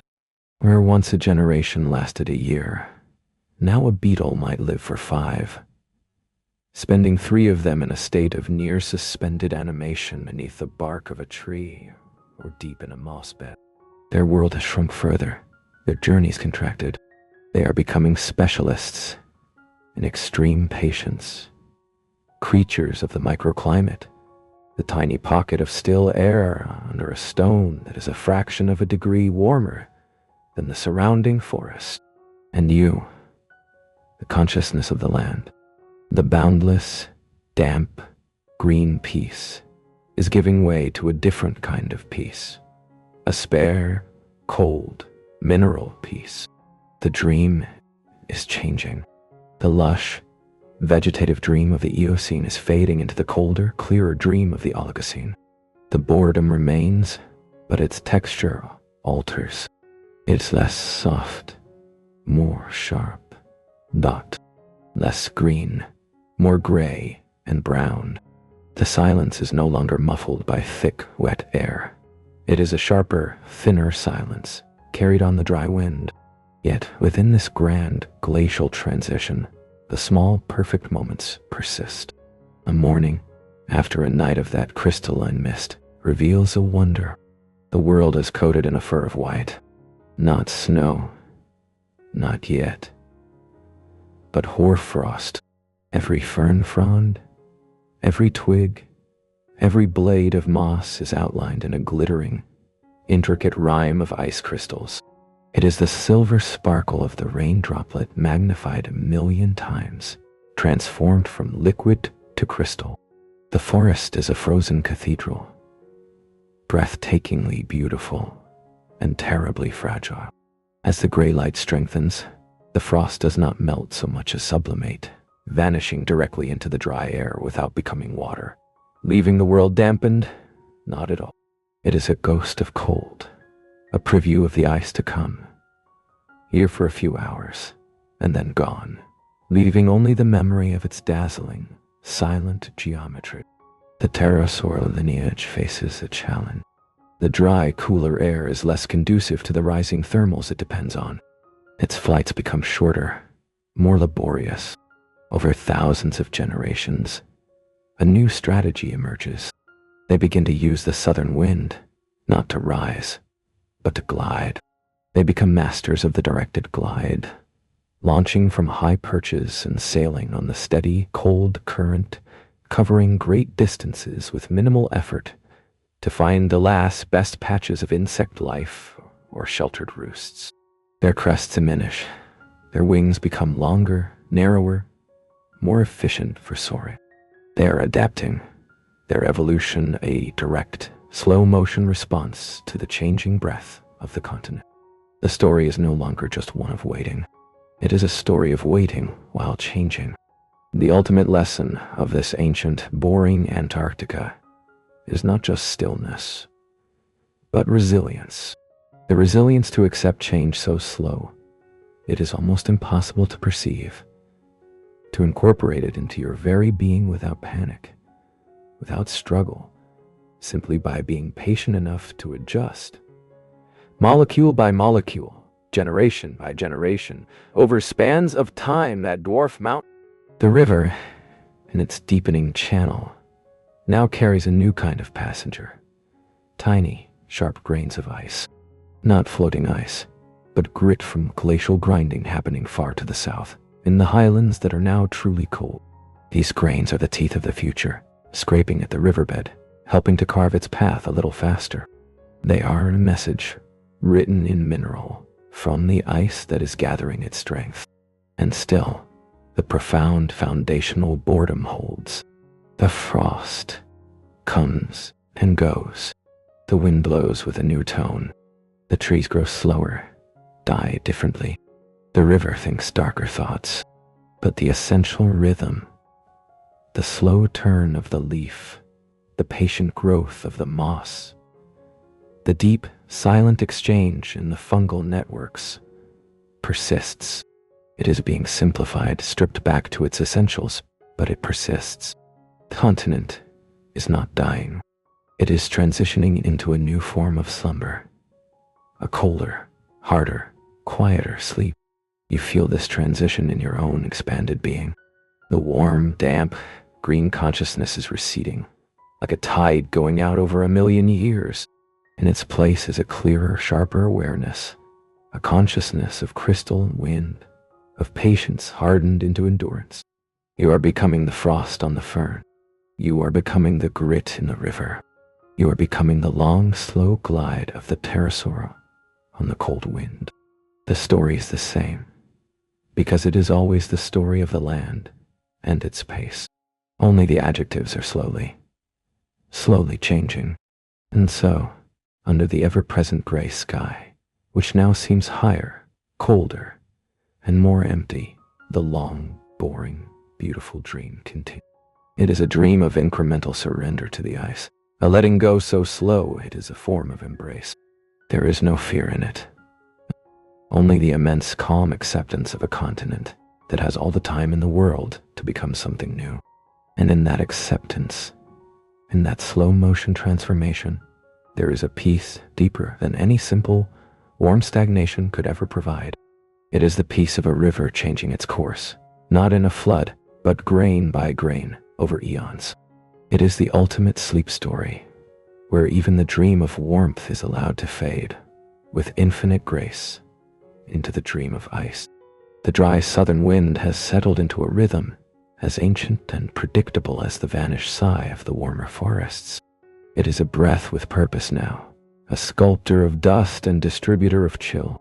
It has scoured the highlands to bare rock and now carries that rock, powdered fine as talc, across the drowsing lowlands. This less settles in the stillness of the night, a silent, mineral snow. Over millennia, it has begun to soften the contours of the world. The sharp edges of fallen logs are blunted under smooth, tan curves. The dense moss cushions are coated, their vibrant green muted under a layer of pale dust. The forest floor is rising, almost imperceptibly, being buried in its own slow, dry tomb. This is not a violent burial, but a gentle submergence, as if the land is pulling a blanket of powdered time up to its chin. The Oxbow Lake, once a black mirror fringed with floating ferns, is succumbing to this dusty fate. The floating ferns, adapted to clean water and steady damp, struggle as their leaves are coated. Their photosynthesis slows. Their spread, once a patient conquest, halts, then reverses. The open water shrinks, year by year, century by sediment from the dusty wind, and from the slowing decay of its own banks, fills it in. It is becoming a marsh, then a wet meadow, then simply a damp, flat area in the forest where the moss grows in strange, hummocky patterns over the buried water. The lake's memory lingers only in the saturated, peaty soil beneath, and in the slightly different community of fungi that thrive in the permanent wetness there, a hidden, damp secret under the drying crust. The river, the land's philosopher, is now a stoic. Its dark, tannin-stained waters flow with a new, thin clarity in the center of its deeper, sharper channel. The banks are no longer soft, mossy pillows, but steeper walls of compacted peat and clay, exposed by the falling water table and hardened by the dry wind. In places, the roots of the few remaining hardy trees dangle free, searching for the retreating moisture. The river's thoughts are of persistence, of contraction, of focusing its essence into a narrower, more defined path. It carries fewer leaves now, for the trees are holding onto their nutrients longer, their cycles slowing. It carries more mineral grit, the dust from the wind, the grinding sand from its own bed. Its sound has changed. The silent, amber slide is gone. In its place is the faintest, most discreet whisper, the sound of water slipping over and around the countless tiny grains of sand on its bed. A billion microscopic conversations about friction and flow. Life has reorganized itself around scarcity, not of food, but of warmth and liquid water. The mosses are the new kings, not the lush, sponge-like varieties, but the crustose lichens and the tight, pin-cushion mosses that can survive desiccation for years, springing back to a hint of green with the occasional true rain or heavy mist. They paint the forest floor and the tree trunks in splotches of gray-green, ochre, and a rusty black. They are art of survival, abstract paintings in slow-drying watercolor. The great fallen trunks are now long, gentle mounds under their blanket of dust and lichen, more geological feature than biological remnant. The beetle's descendants have undergone a quiet revolution. The long periods of cold and aridity have birthed a new form. They are smaller. Their carapace is harder, shinier, almost metallic, better at reflecting what little heat there is and retaining precious moisture. Their metabolism is a marvel of minimalism. They can enter a cryptobiotic state, a death-like suspension for decades, waiting in the cracks of bark or deep in the hummocks of dry moss for a shift in conditions so slight it would be unnoticeable to any other creature. Their world is one of profound waiting, where a single drop of dew from a rare fog is a feast that sustains a generation. They are no longer inhabitants of leaves, but ghosts of the bark and dust. Their lives so attenuated, they are almost thoughts in the mind of the cooling continent. The pterosaur's lineage has followed the wind south. Not all of them, but a population. They have used the steady, cold, dry current to glide further and further, following the retreating lines of insect life in sheltered river valleys. Those that remain in this cooling forest are the last of their line here. They are larger now, with vast, skinny wings designed for maximum glide ratio. They perch for days on the highest, dead snags of the ancient cycads, conserving energy, launching only when the wind is perfect to carry them on a long surveying circuit over their diminishing kingdom. Their calls, once rare, are now never heard. They have become utterly silent, their communication reduced to postures and the slow, graceful language of flight paths. They are like kites of skin and bone, tethered to a dying land by the thin thread of instinct. And you, the consciousness woven into this transitioning tapestry, feel the world becoming simpler. The rich, complex web of warm, damp interdependence is simplifying into a starker, more direct relationship with the elements. The fungal networks are still there, but they are slower, less active, preserving their structures like underground cathedrals in a town where most have left. The transfer of nutrients is now a cautious, infrequent trade between desperate allies. The thought forms of the land are no longer of growth and connection, but of endurance and conservation. Hold, Diwa, preserve, wait. This is the new mantra, thrumming through the cold soil and the dry wind. Then, a new phenomenon, one that would have been impossible in the age of perpetual damp: fire. Not a raging inferno, for there's not enough continuous fuel for that, but a dry lightning strike from a rare, violent storm that manages to penetrate the now higher, colder cloud layer. A bolt cracks onto one of the great, gray, sentinel trunks, the remains of the northern cycad. The trunk, dry as tinder inside its lichen coat, does not burst into flame. It smolders. For weeks, a tiny, orange eye glows within its heart, eating away at the carbonized core, producing a thin, acrid smoke that drifts with the southern wind, a new and alien scent on the air. It is a cold fire, a patient fire, as bored as everything else. It takes a season for the trunk to be consumed, not with a roar, but with a long, silent sigh of smoke and ash. When it is done, all that remains is a hollow, charcoal shell, like a chimney of pure black, standing against the gray sky. The ash that falls around it is a nutrient gift to the lichens and mosses, a sudden, shocking bounty of potassium and phosphorus in a world of slow deprivation. They will flourish around the black sentinel for a century, a dark star with a green corona. The seasons now have a bite. The less wet season is truly dry and cold. The wet season is shorter, and its precipitation is increasingly a mix of cold rain and granular ice. Not soft snowflakes, but pellets of ice that rattle through the bare branches of the primitive trees and collect in the lee of rocks and hummocks. These ice pellets do not melt quickly. They form a gritty white layer that lingers for days, then weeks, then months. The first true snowdrifts are being born, not from gentle falls, but from the slow accumulation of wind-blown ice grit in hollows and against obstacles. They are sterile, cold, and bright, reflecting the gray light back at the sky, making the world paradoxically brighter in its cooling. The river confronts this new element. On the coldest mornings, a stain forms on its edges. In the stagnant shallows, it is not clear ice, but opaque gray slush, thickened with the ever-present mineral dust. It is hesitant ice, unsure of itself. By mid-morning, the weak light or the slight movement of the water breaks it up.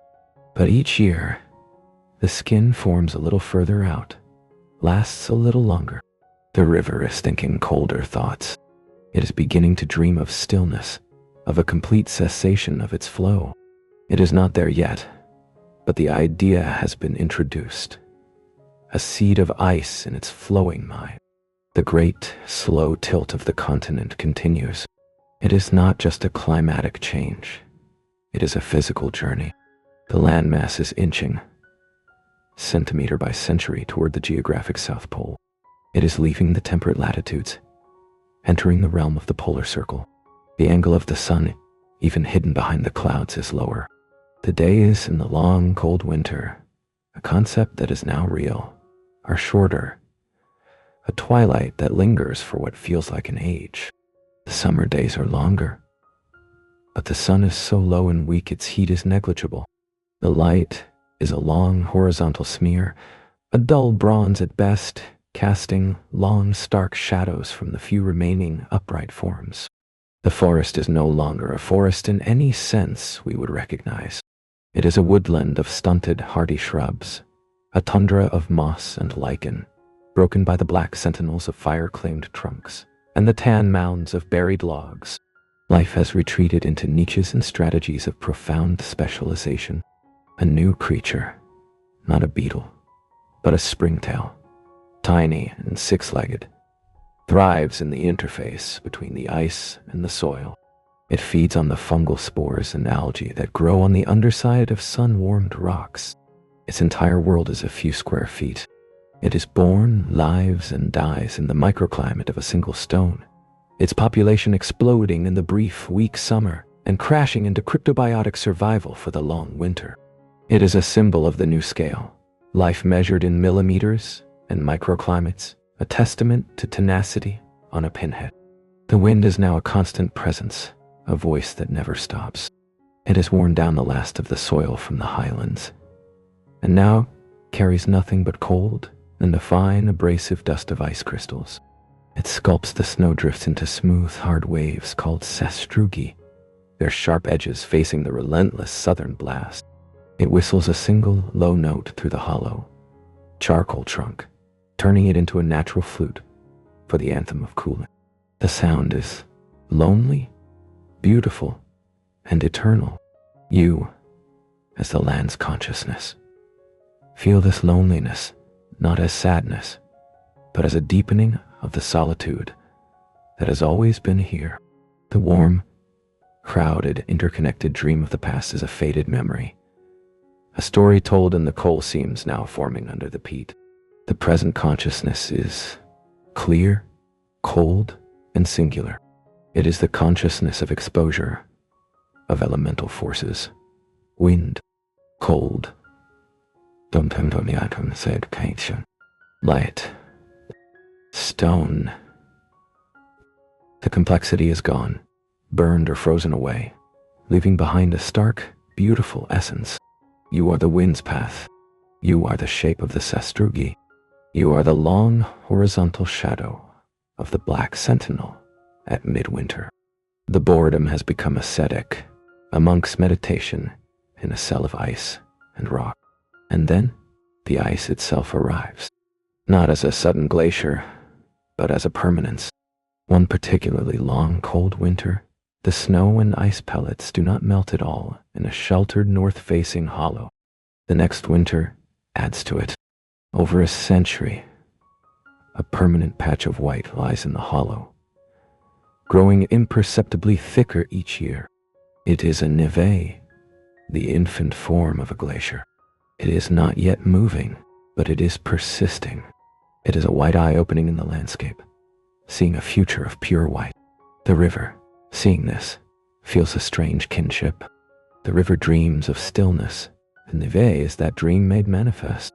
The world is now split between two kingdoms, the kingdom of the wind and dust, and the nascent kingdom of the permanent ice. The line between them shifts year by year, century by century, but the trend is undeniable. The ice is advancing, not with a crushing surge, but with the gentle, terrifying persistence of a tide that rises 1 grain of snow per year. It buries the mosses. It encases the lichen-covered mounds. It swallows the black sentinel trunks, leaving only dark, blurry shapes suspended in the blue-white ice like insects in amber. The river finally succumbs. One autumn, the skin of gray slush forms across its entire width and does not break. The water beneath continues to flow for a while, a secret, dark thread under the ice. But eventually, even that slows, stops, and freezes solid. The river is now a road of white, its course marked only by a slight depression in the landscape and the darker lines of its frozen, imprisoned banks. Its long meditation on flow is over. It has achieved absolute stillness. It has become part of the geology. The pterosaurs are gone. Their last descendant, a magnificent silent soarer with a 20-foot wingspan, made its final launch from a high ridge one autumn, caught the southern gale, and glided north, following the retreating line of life, never to return. The skies are empty now, save for the wind and the occasional whirl of fine snow. What remains is a landscape of breathtaking, sterile beauty. Rolling hills of ice and wind-scoured rock, blue shadows in the lee of sastrugi. The sky, when the cloud blanket parts in rare moments, is a deep, hard violet, speckled with stars that shine with a cold, pitiless light. The silence is absolute, broken only by the wind, a sound so constant it becomes a new kind of silence. You are this now. You are the ice. You are the patience of the neve, the weight of millennia of accumulated snow pressing down, transforming into clear blue glacier ice. You are the memory of the forest, locked in the air, bubbles trapped within that ice. Tiny, pressurized capsules holding the scent of damp fern and saigad. The breath of the beetle, the dust of the dry wind. You are the continent's final, perfect boredom, a white, blank page stretching to the horizon under a cold, silent sky. The story of growth and decay is over. The story of movement is over. Now begins the story of weight, of light, of cold, so profound it is a positive presence. The dream is no longer green or gray, it is white. And it is deep and calm and endless. You sleep within the ice, a consciousness preserved in perfect frozen stillness, dreaming the long white dream of Antarctica, waiting for a future that will see your secrets only when the world warms again.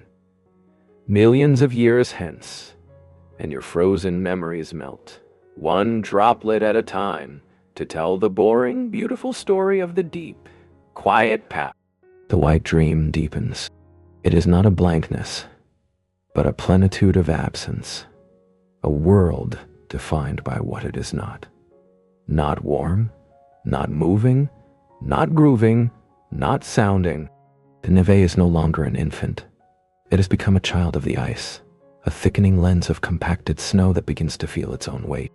The pressure, a whisper at first felt over centuries, builds in its crystalline heart. Snowflakes, delicate six-pointed stars that fell 1,000 years apart, are pressed together, their arms collapsing, their air squeezed out. They surrender their individuality, merging into a granular, sugary fern. And then, under the relentless, gentle burden of the ages, into solid, glacial ice.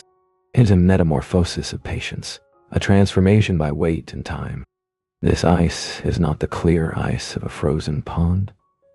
It is a blue-white mass, dense and sleepy, shot through with tiny, trapped bubbles of ancient atmosphere, each one a minuscule, pressurized vault holding the very air the parasaur glided through, the sigh of the cicad, the final dry exhalation of the wind-scoured. The ice begins to move, not with the crashing urgency of a river, but with the imperceptible tectonic logic of a plastic solid responding to gravity. It is a flow measured in meters per year, a slow, cold syrup pouring, molecule by molecule, down the gentle valleys worn by forgotten rivers. It is the river's final, frozen thought made manifest, direction without fluidity, purpose without haste. It scrapes, the grit embedded in its belly, the legacy of the dry wind, the dust of dead continents, the ground-up bones of mountains, is its teeth. With a sound below hearing, a vibration felt through the bedrock over millennia. It scours the valley floors. It polishes the exposed bedrock to a smooth, gray finish called glacial polish, a mirror for the ice's own underbelly. It plucks rocks from ledges, incorporating them into its grinding mass. The landscape is being erased, not by violence, but by the slow, persistent caress of 1 billion tons of patient weight. You are within this ice. Your consciousness is the pressure, the creep, the deep, blue, cold. You feel the continent's bedrock as a rough texture against your belly, a memory of a warmer world being gently sanded away. You are the journey of a single air bubble, a tiny, frozen tear of the Eocene atmosphere, being carried inexorably downward and outward. The stories of the forest, the turn of the leaf, the beetle's migration, the cicad's graceful lean, are now archives, perfectly preserved but utterly irrelevant to your present reality. Your reality is mass and cold and direction. Above, the world of light and air is a different kingdom. The wind still rains, but it is a wind of pure, desiccated cold, screaming unimpeded over the endless white plains. It sculpts the surface snow into those hard, sharp sastrugi, ridges that align with its will like iron filings to a magnet. Blizzards howl, but they are not the wet, drizzly events of the ancient past. They are ground blizzards, where the wind simply picks up the surface snow and throws it horizontally, a blinding particulate fury that lasts for days, scouring any exposed rock down to a nub. In the calmer periods, when the sky clears, a rare and shocking event, the sun, low and weak, casts long, blue shadows. The cold is a tangible presence, a positive force that cracks rock, that makes the ice itself contract with sounds like distant cannon fire, the groans and booms of the adjusting glacier. Life, in any form recognizable to the warmer past, is gone from the surface, but it persists in the most extreme refugia. In the lee of a Nunatak, a lone peak of dark rock that punches through the white sea of ice like the back of a drowning giant, a different world exists. Here, the wind's scouring effect creates a small, snow-free patch of gravel and grit. On this gravel, fed by moisture from melting ice in the brief, weak summer sun, a microbial mat clings. It is not green. It is a black, paper-thin crust of cyanobacteria and extremophile algae. It is a photosynthesizer that operates at the edge of impossibility, harvesting the feeble Antarctic sun for a few weeks a year, then freezing solid for the other 50. It is the last, tenacious gasp of the chlorophyll dream on the surface. A scientist millions of years in the future would call it an ecosystem. It is a kingdom of 1,000 microbes, living, dying, and exchanging nutrients on a postage stamp of gravel. It is the forest, reduced to its absolute minimalist essence. Its boredom is not one of lush slowness, but of desperate frozen persistence. Beneath the ice, another secret world exists. At the interface between the glacier's base and the bedrock, where geothermal heat and pressure meet, a film of liquid water can exist. It is not a lake, not a stream, but a thin, silty smear. In this dark, pressurized cold world, divorced from the sun for millions of years, life endures. Not from the surface, but ancient, perhaps dating back to the wet, warm times. Chemosynthetic bacteria, not photosynthetic. They derive their energy not from light, but from the slow chemical reactions between the rock and the water, from the minerals scraped up by the ice. They live in timescales that make the surface microbial mat seem frantic. A single cell division might take a century. Their metabolism is a barely there whisper in the dark. They are the memory of life itself, sleeping under the ice, waiting with a patience that dwarfs even the glaciers' creep. They are the ultimate endpoint of the boring trajectory. Life stripped of all stimulus, all drama, reduced to its bare chemical essence, persisting in a darkness so complete and a cold so profound it is a form of eternity. The ice sheet grows. It is no longer a collection of glaciers. It is a continent-spanning dome. A vast convex lens of ice smiles thick in the center. Its weight is so immense it depresses the very crust of the earth beneath it, making the continent itself sag into the mantle like a person settling into a very old, very firm mattress. This is isostasy, a balance of unimaginable forces, a slow-motion yoga pose held for millions of years. The ice dreams its own dreams, dreams of spreading, of completeness, of a perfect, unified whiteness. It sends out great, floating tongues, ice shelves, over the shallow seas at its edges.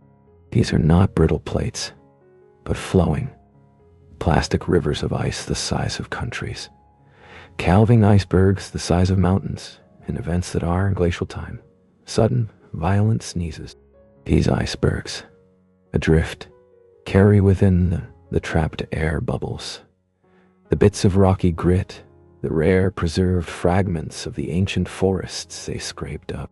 They are the continent's messengers sailing north to melt in warmer waters and release their frozen memories back into the world.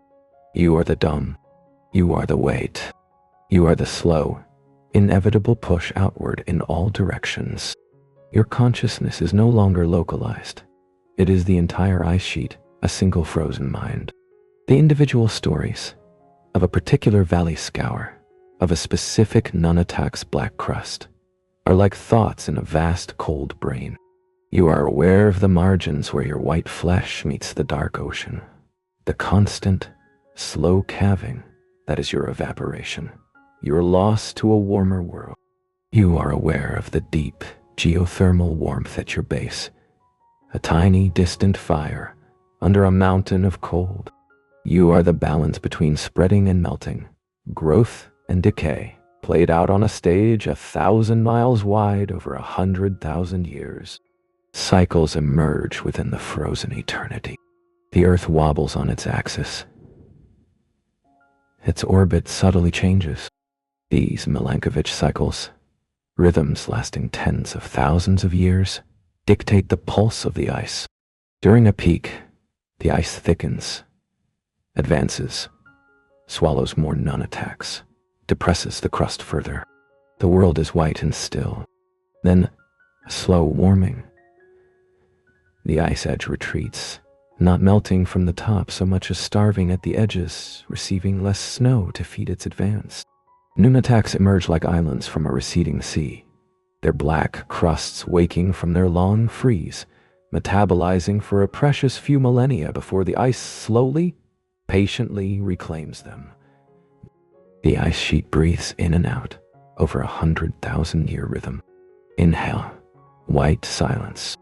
Exhale, a brief glimpse of gravel and the desperate, black life upon it. You experience these cycles as long, slow tides in your cold consciousness. The advance is a time of consolidation, of quiet power. The retreat is a time of exposure, of memory. As you pull back, you reveal the land you have sculpted. U-shaped valleys with sheer walls, knife-edged ridges called arates, bowls of rock called cirques, where the ice was born. You reveal the story of your own passage, written in scratches on the bedrock called glacial striations, parallel lines pointing the way you flowed. You reveal the moraines, long, low hills of rocky debris you pushed ahead of you or carried on your back and then dropped like a shrugged off bird. The landscape is no longer one of growth, but of subtraction. It is a negative image of the ancient, soft, green world. It is sharp, severe, and magnificently empty. And through it all, the wind, the ceaseless, katabatic wind, born from the cold, dense air flowing like an invisible glacier down from the high central ice dome to the coast. It is a river of cold, screaming at hurricane force for months on end, picking up any loose snow and carrying it in a blinding horizontal river.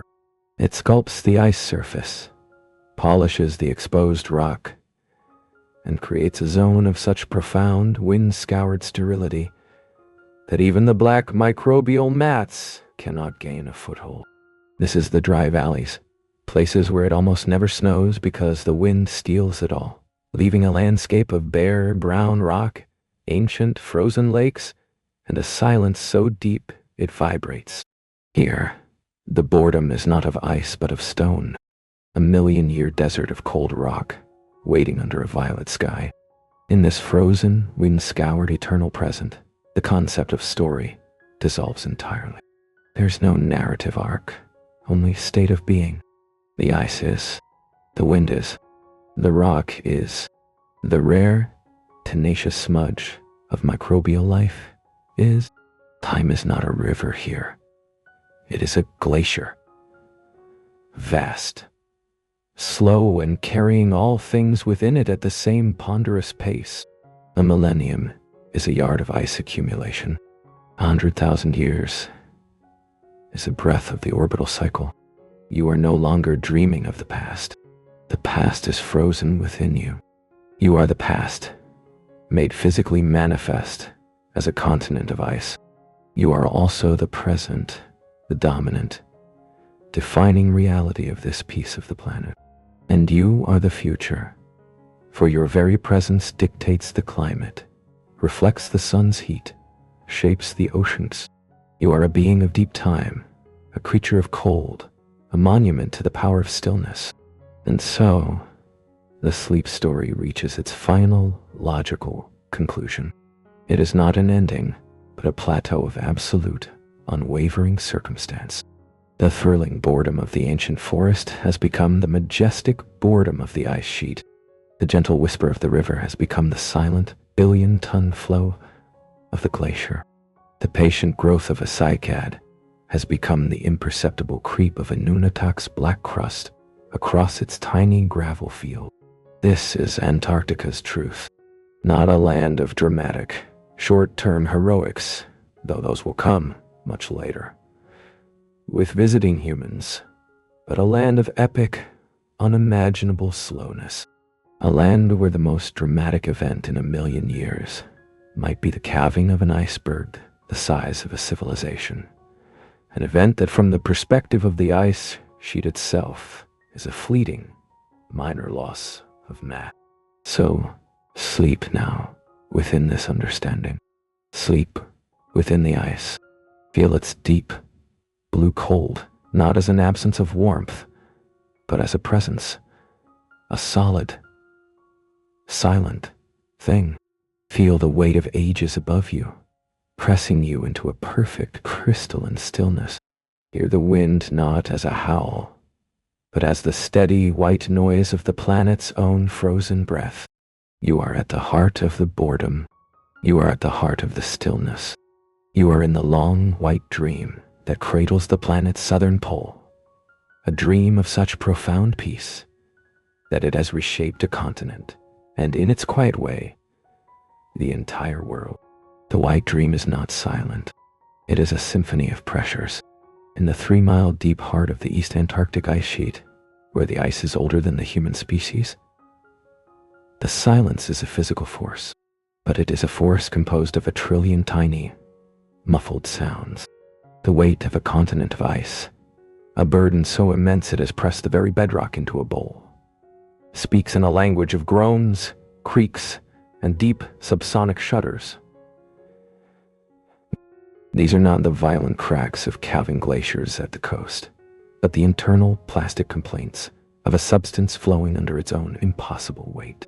A crystal of ice, a lattice formed from a snowflake that fell 1,000,000 years before the first pyramids were conceived, adjusts its structure by a single atomic bond.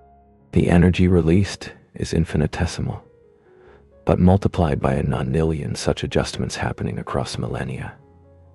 It is the engine of glacial flow. It is the sound of patience itself, a sound so low and slow, it is felt in the bones of the earth rather than heard by any ear. You are this deep, ancient ice. Your consciousness is not a point, but a vast, cold field of pressure and memory. You hold within your crystalline matrix not just air bubbles, but dust, cosmic dust, microscopic grains that drifted down from supernovae explosions that lit up the galaxy while your ice was still young, volcanic ash from titanic eruptions, Toba, Topo, names that mean nothing here, that briefly darkened the global sky and left a sulfurous smear in your annual layers, a dirty band in a white ledger. This dust is your library. Core drilled through you would read like the diary of the planet. Years of heavy snowfall, years of drought, signaled by thicker dust, the chemical signature of human industry arriving in a geologic instant. A shocking, toxic spike in the last mere 100,000 years, pages. But this is all surface noise to your deep self. Your true self is the ice that has never known an atmosphere. The ice that has been compressed and warmed by geothermal heat from below, becoming a strange, plastic, clear ice that flows like cold honey. You are the basement of the world, the foundation of white. At the margins, things are more animated, but on a time scale that still defies human reckoning. The great ice shelves, the Ross, the Ron, the Filchner, are the floating extensions of your will. They are not static platforms. They are rivers, hundreds of meters thick, flowing seaward at a stately pace, maybe a kilometer a year. Their undersides are sculpted by the ocean. Warm, deep water, a mere degree or two above freezing, licks at their bellies, carving vast caverns and tunnels, causing melting that drips upward into the salty darkness. This meltwater, fresh and cold, rises, creating nutrient-rich plumes that feed strange ecosystems in the abyss below. Life, it seems, clings to the edges of the boredom, finding complexity in the interface between the immense, static ice and the dynamic, dark sea. On the surface of these shelves, another slow drama unfolds. Snow falls, accumulates, is compressed.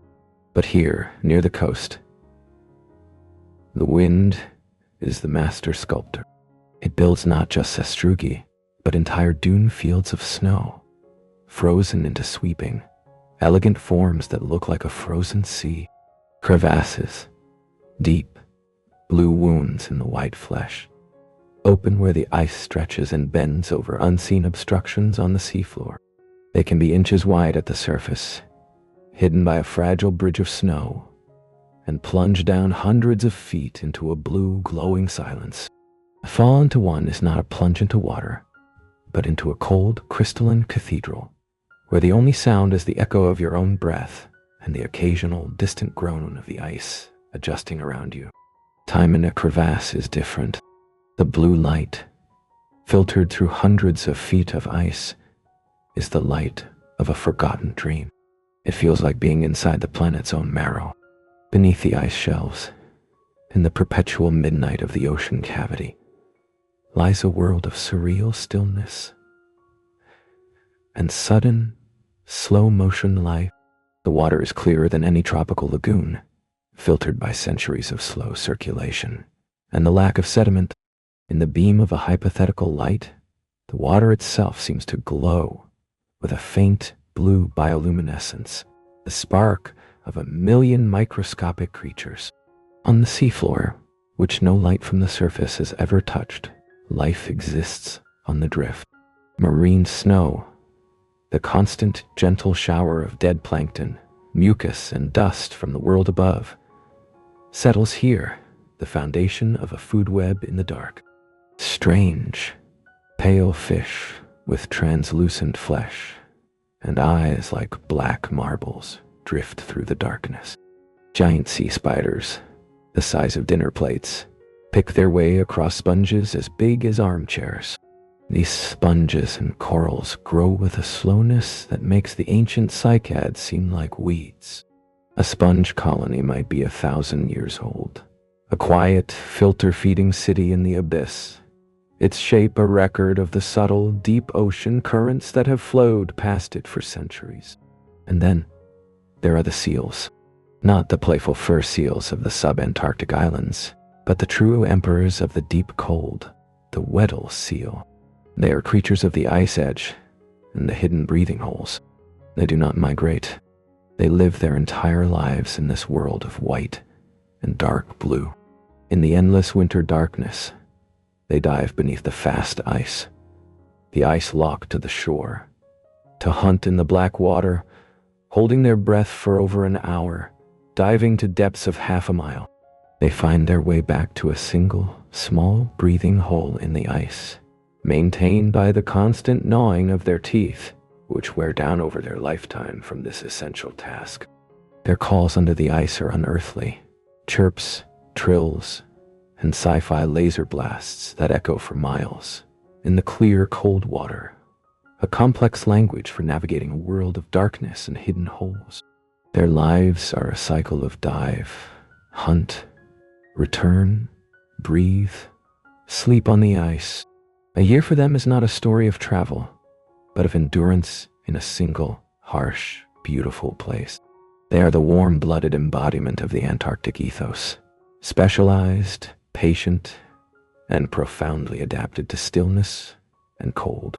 Above, in the brief, frenetic summer, the air stirs with a different life.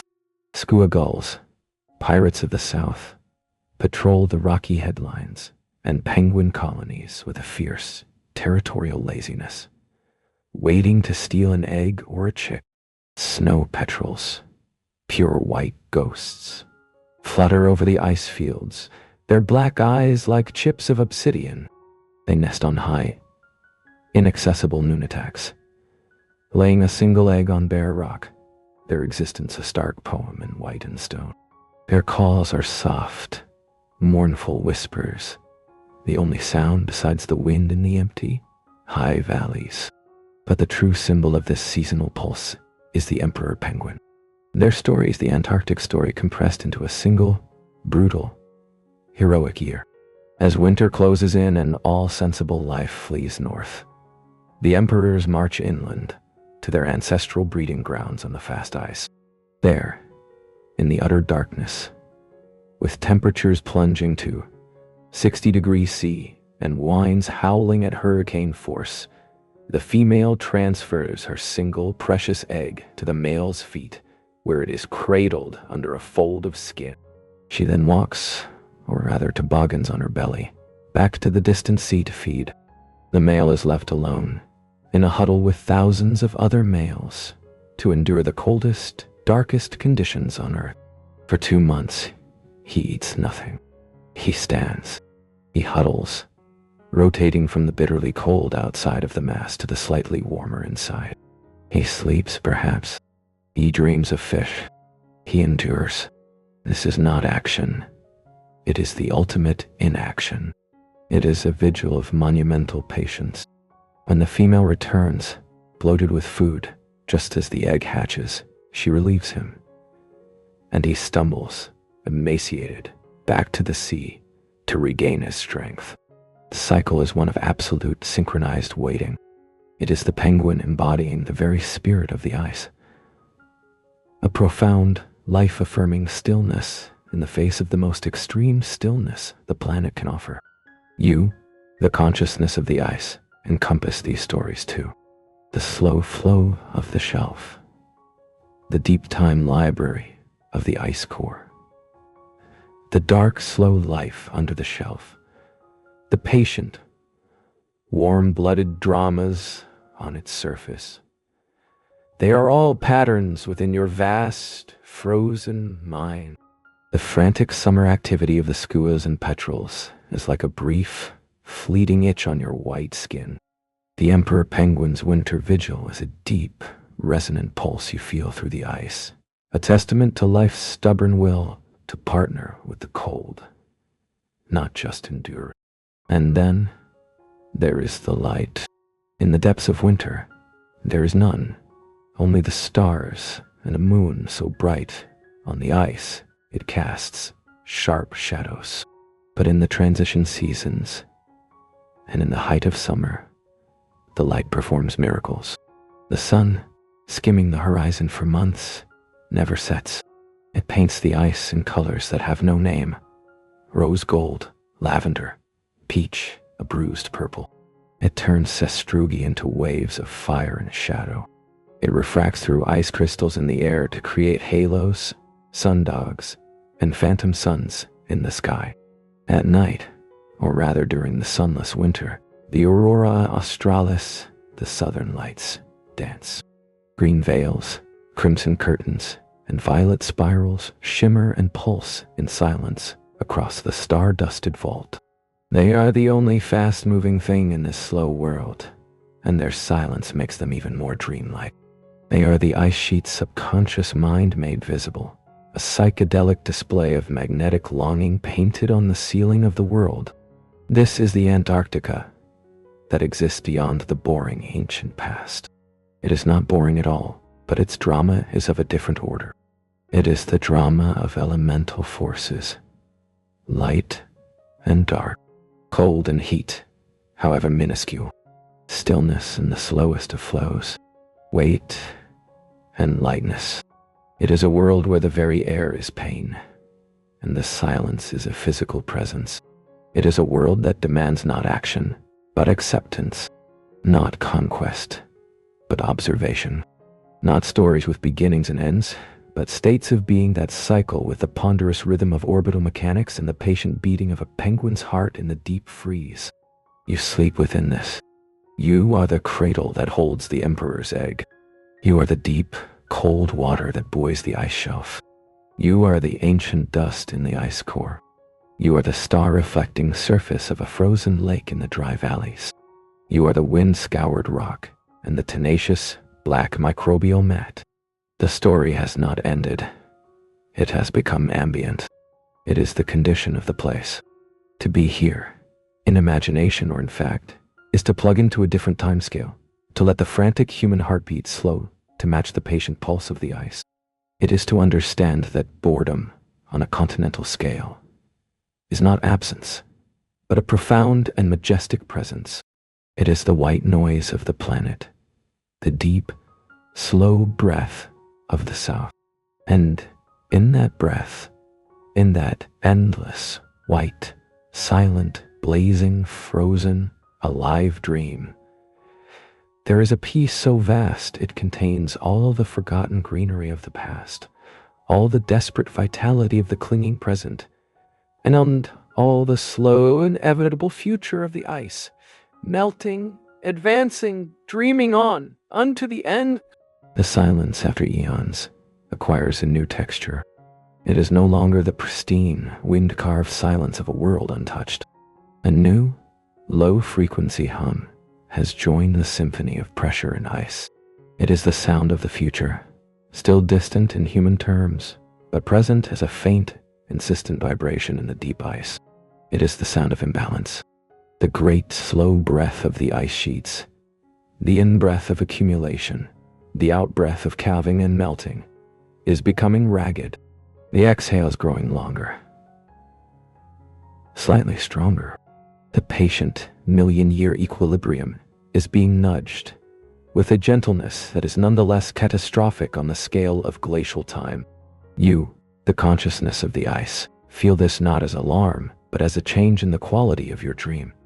A persistent, mild fever. The deep, cold contentment of the ice is being subtly undermined by a whisper of warmth. It arrives in two forms. From above, the air itself, though still brutally cold, holds a fraction more energy. Snowfall patterns shift. In some coastal areas, snow turns to rain, a shocking, alien phenomenon that glazes the white landscape with a layer of clear, slick ice. This ice rain forms a crust that seals the softer snow beneath, affecting the nesting of petrels, the travel of seals, the reflectivity of the surface. From below, the dark, secret ocean is changing. Slightly warmer, slightly less dense water is finding its way into the cavities beneath the ice shelves. This water does not attack with fury. It persists with a terrible, gentle patience, licking away at the undersides of the floating ice with a constancy that the ice, for all its ancient endurance, is not adapted to withstand. It is a siege, conducted in slow motion, a thaw, measured in millimeters per year, that over centuries translates into cubic kilometers of lost ice. The ice shelves, the great floating dams that hold back the land-based ice, are feeling this double assault. They begin to speak in a new vocabulary of fracture. Not the deep, plastic groans of flow, but the sharp, brittle language of cracking. Satellite eyes, watching from the void, see these cracks appear as hairline fractures in the white expanse, then grow over decades into yawning canyons of blue shadow. They are called rifts. They can be miles long, running parallel to the ice edge, waiting for the final trigger, a storm surge, a warm tide, to complete their work and set a city-sized piece of ice adrift. The calving of these icebergs is no longer just the natural sneeze of the ice sheet. It is becoming more frequent, more massive. The icebergs themselves are different. They are not just tabular giants from the shelves. They are also smaller, more chaotic bergs from disintegrating glacier tongues. Ice that is dying, not with a majestic shearing, but with a wet, messy collapse. The land itself, freed from the immense weight of ice that is thinning or retreating, is beginning to stir. This is a static rebound, but it is no longer the stately, uniform uplift of a past age. It is a lopsided awakening. Coastlines, long pressed down, begin to rise. A few millimeters a year, a frantic pace in geological terms. New land emerges from the sea, rocky shoals, then islands, then fringes of bare, scoured continent. This new land is raw and sterile, but not empty for long. The wind, the eternal sculptor, immediately sets to work. It carries the seeds of the future, not the spores of giant ferns, but the microscopic propagules of lichens, the dormant eggs of tardigrades, water bears, that have waited in the ice for millennia, and the hardy spores of mosses that clung to life on nunataks. Life begins its patient recolonization, not with a green explosion, but with a gray-green whisper. A patch of crustose lichen the size of a coin might take a century to establish itself on a new boulder. It is the ancient, boring story of Antarctica beginning again, but on land that is younger, starker, and emerging into a world less stable than the one its predecessors knew. The creatures of the edge feel this change in their bones and instincts.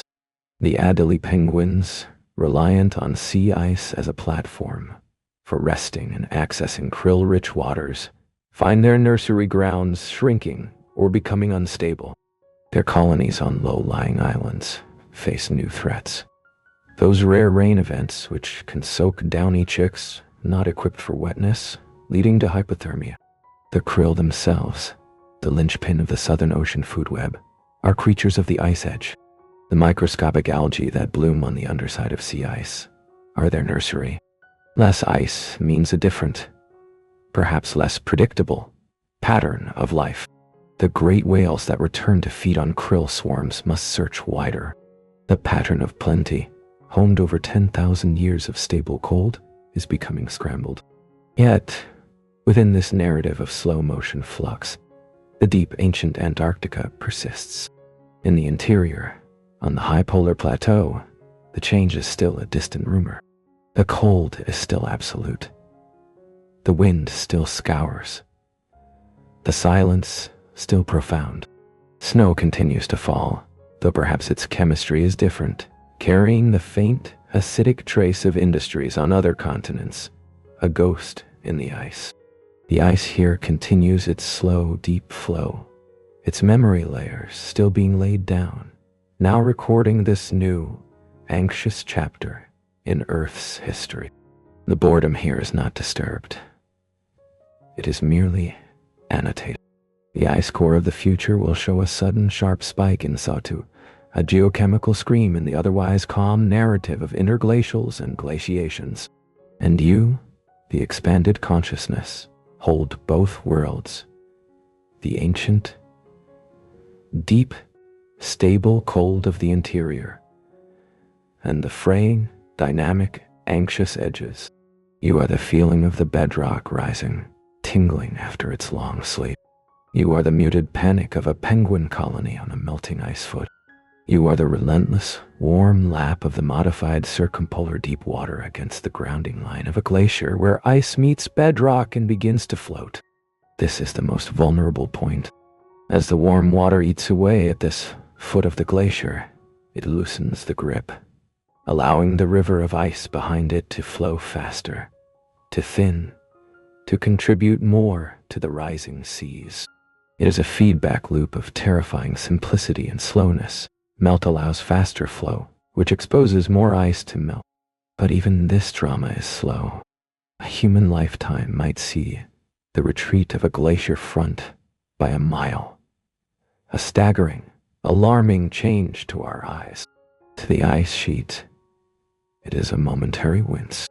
The scale remains incomprehensible. The true pace is still one of geology, albeit geology sped up as if a drunkard were leaning on the clock.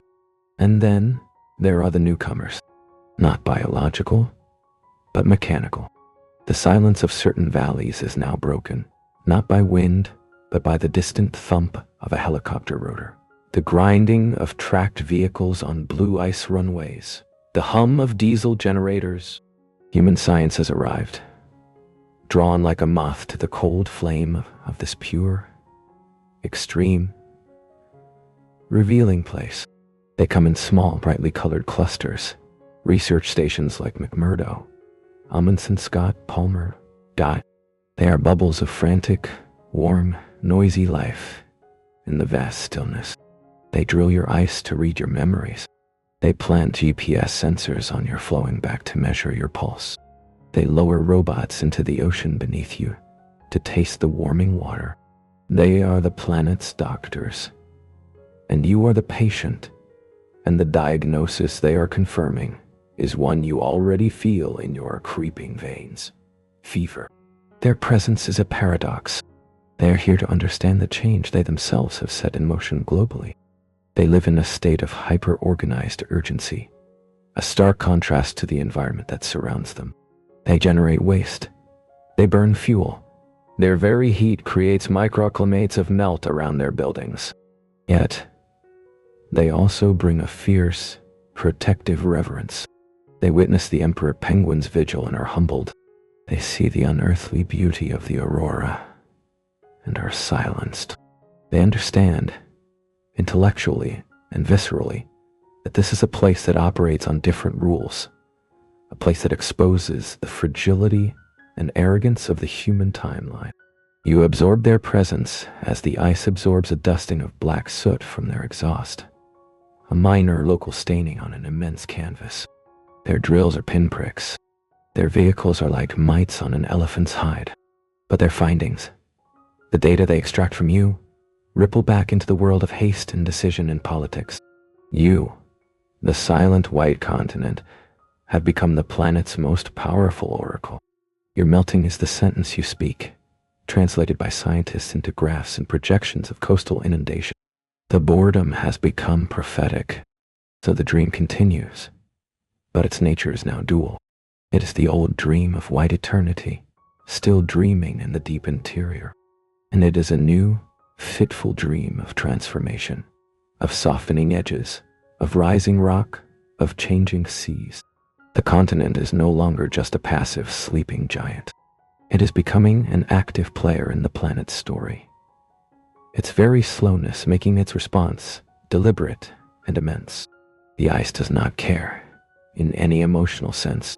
It simply obeys the laws of physics, but in obeying them now, in a world pushed out of balance, its actions, its melting, its flowing, its calving, will write the future for every coastline on Earth. And so you, the consciousness of this place, hold this tension. You are the timeless cold and the timely thaw. You are the archive and the agent. You are the most boring place on Earth, and now the most consequential. Your sleep is no longer undisturbed. It is a sleep filled with a rising tide of warmth, a slow-motion nightmare of dissolution, dreamt by a continent of ice. Yet, within that nightmare, the essential qualities remain. The silence between the gusts of wind, the blue glow in the depths of a crevasse, the patient huddle of the emperors in the winter dark, the slow, inevitable creep of the glacier, the spark of life in a drop of meltwater. The story is the same, one of existence at the edge of possibility, but the parameters are shifting. The long white dream is warming, and as it warms, the whole world holds its breath, waiting to see what the sleeper, in its slow, vast waking, will do. The long white dream reaches its twilight. This is not an end, for the continent will remain, but a profound and irrevocable shift in its state of being. The patient, billion-year narrative of accumulation and slow flow is being overwritten by a new, simpler, more urgent story. Loss. The ice is not merely exhaling, it is sighing its substance into the sea. And the sigh is deepening into a slow, steady exhalation. In the far interior, the change is still a subtle pressure, a faint lessening of the cold's intensity.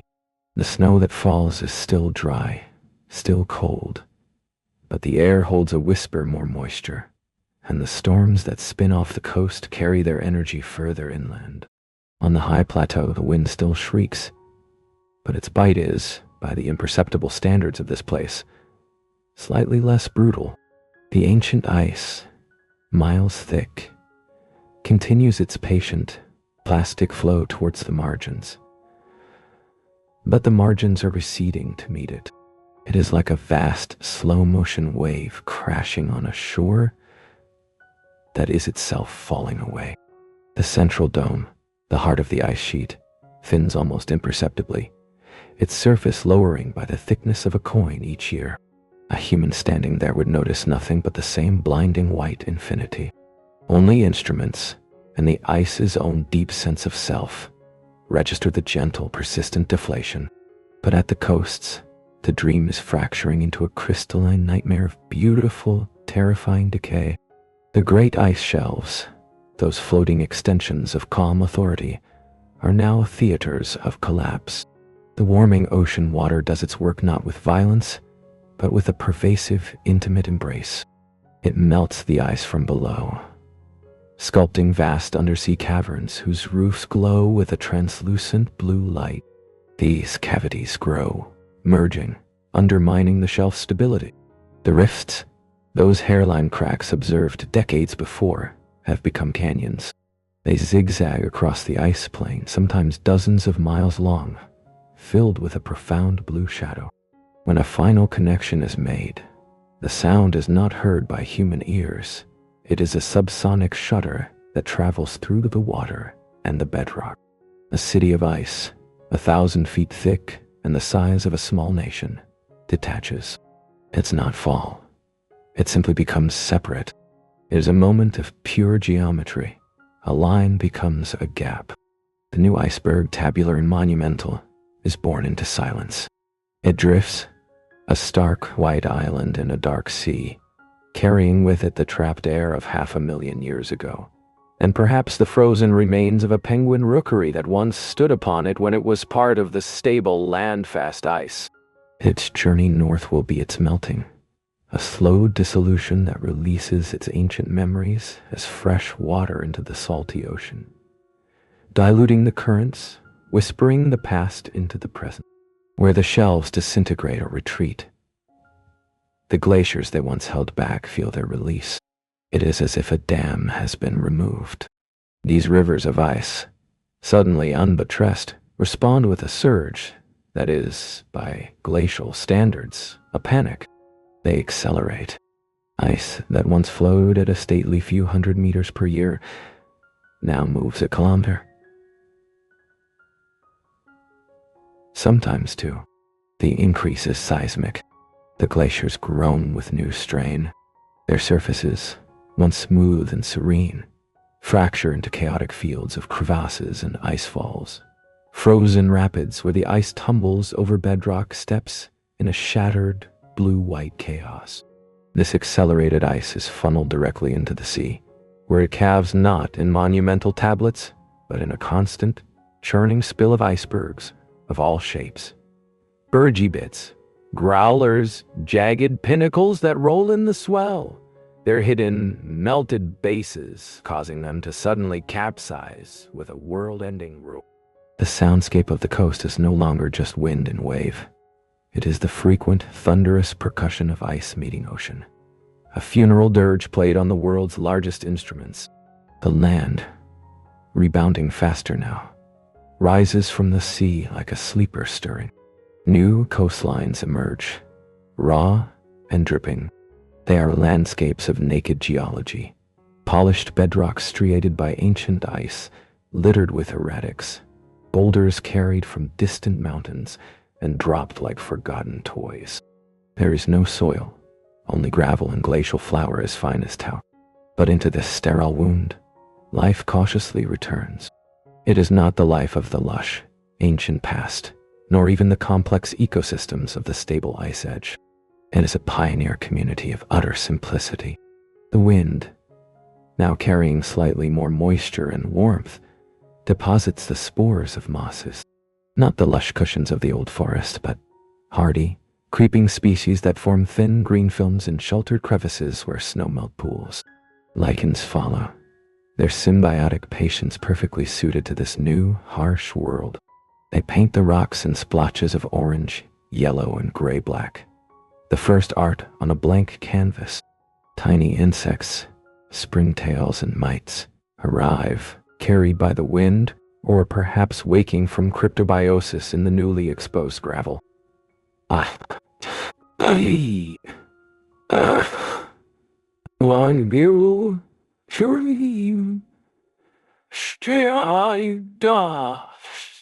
They are the new rulers of this land, their entire universe a square meter of rock and moss.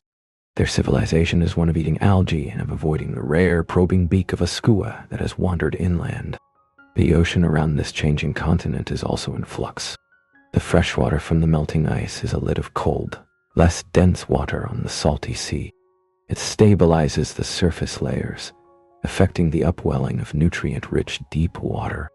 The great phytoplankton blooms, the foundation of the Antarctic food web, shift in their timing and location.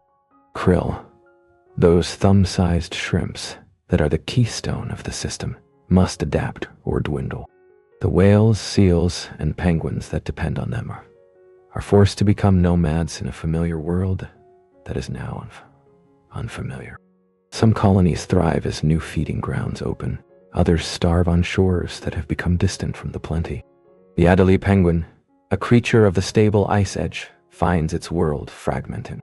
The emperor, that paragon of icy endurance, faces a different threat: the loss of the stable, fast ice on which it breeds. If the ice forms too late or breaks up too early, the entire ancient cycle of huddle and vigil collapses. Their majestic patience is met with a chaotic, changing timetable they cannot comprehend. And amidst this transformation, the human presence persists, a flickering candle of intense awareness, in the vast, changing room. The research stations are now forts of data, monitoring the unraveling in real time. Scientists no longer just study the ice. They witness its autopsy. They measure the terrifying glacial earthquakes, seismic rumbles caused by the sudden lurch of gigatons of ice. They lower cameras into the watery caves beneath the shelves and watch the melt happen, seeing the streams of bubbles, like sparkling champagne, released from the dissolving ice.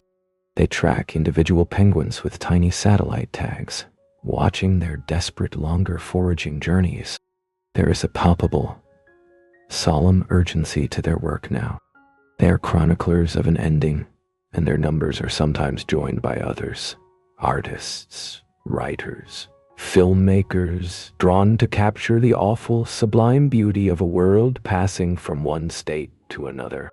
They try to translate the ice's slow speech into a language the world of haste can understand. You, the consciousness spanning the ice, the rock, the water, and the thin new skin of life, experience this not as a tragedy, but as a profound and total transition. The feeling is of a great sigh, a release of tension held for millions of years. The weight is lifting, literally and figuratively. The bedrock, springing back, thrums with a low, resonant energy of relief. The ice, as it melts, is not dying. It is returning. It is going back to the ocean from which it came via the atmosphere. So long ago, the water molecules in a calving iceberg may have last been liquid when dinosaurs walked the warmer lands of this very continent. They are completing a cycle so vast it dwarfs all human conception of history. The ancient, deep-time boredom, the glorious, stable, green then white stillness is truly over. It has been replaced by a dynamic, melancholic, and still incredibly slow unfolding. It is the boredom of departure, of a long, drawn-out farewell. The landscape becomes one of process rather than state. Everywhere is evidence of change. The fresh blue scar of a new rift. The turbid, silt-laden water at the foot of a melting glacier. The strange, isolated iceberg grounded on a newly risen shoal. The pathetic, shrinking patches of old, multi-year sea ice.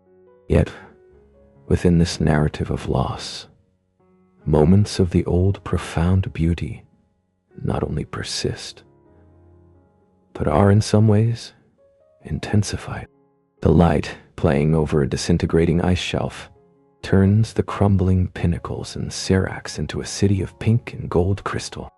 The silence, when the wind drops in the interior, is even deeper, as if the continent is listening to its own dissolution. The Aurora still dances, indifferent to the drama below. A Weddell seal still pushes its way up through a newly formed crack in the fast ice, its dark, liquid eyes taking in a world that is, for it, simply the world. Life, in its tenacious, simple forms, is already building something new on the warmed fringes. The story is not ending. It is turning a page, and the next chapter will be written in water, rock, and a hardier, simpler form of green. And so, listener, we must gently withdraw our consciousness from this ancient, cooling, dreaming place. We have dwelt in a timescale not our own, floated on a sea of patience so deep it could drown all our anxieties.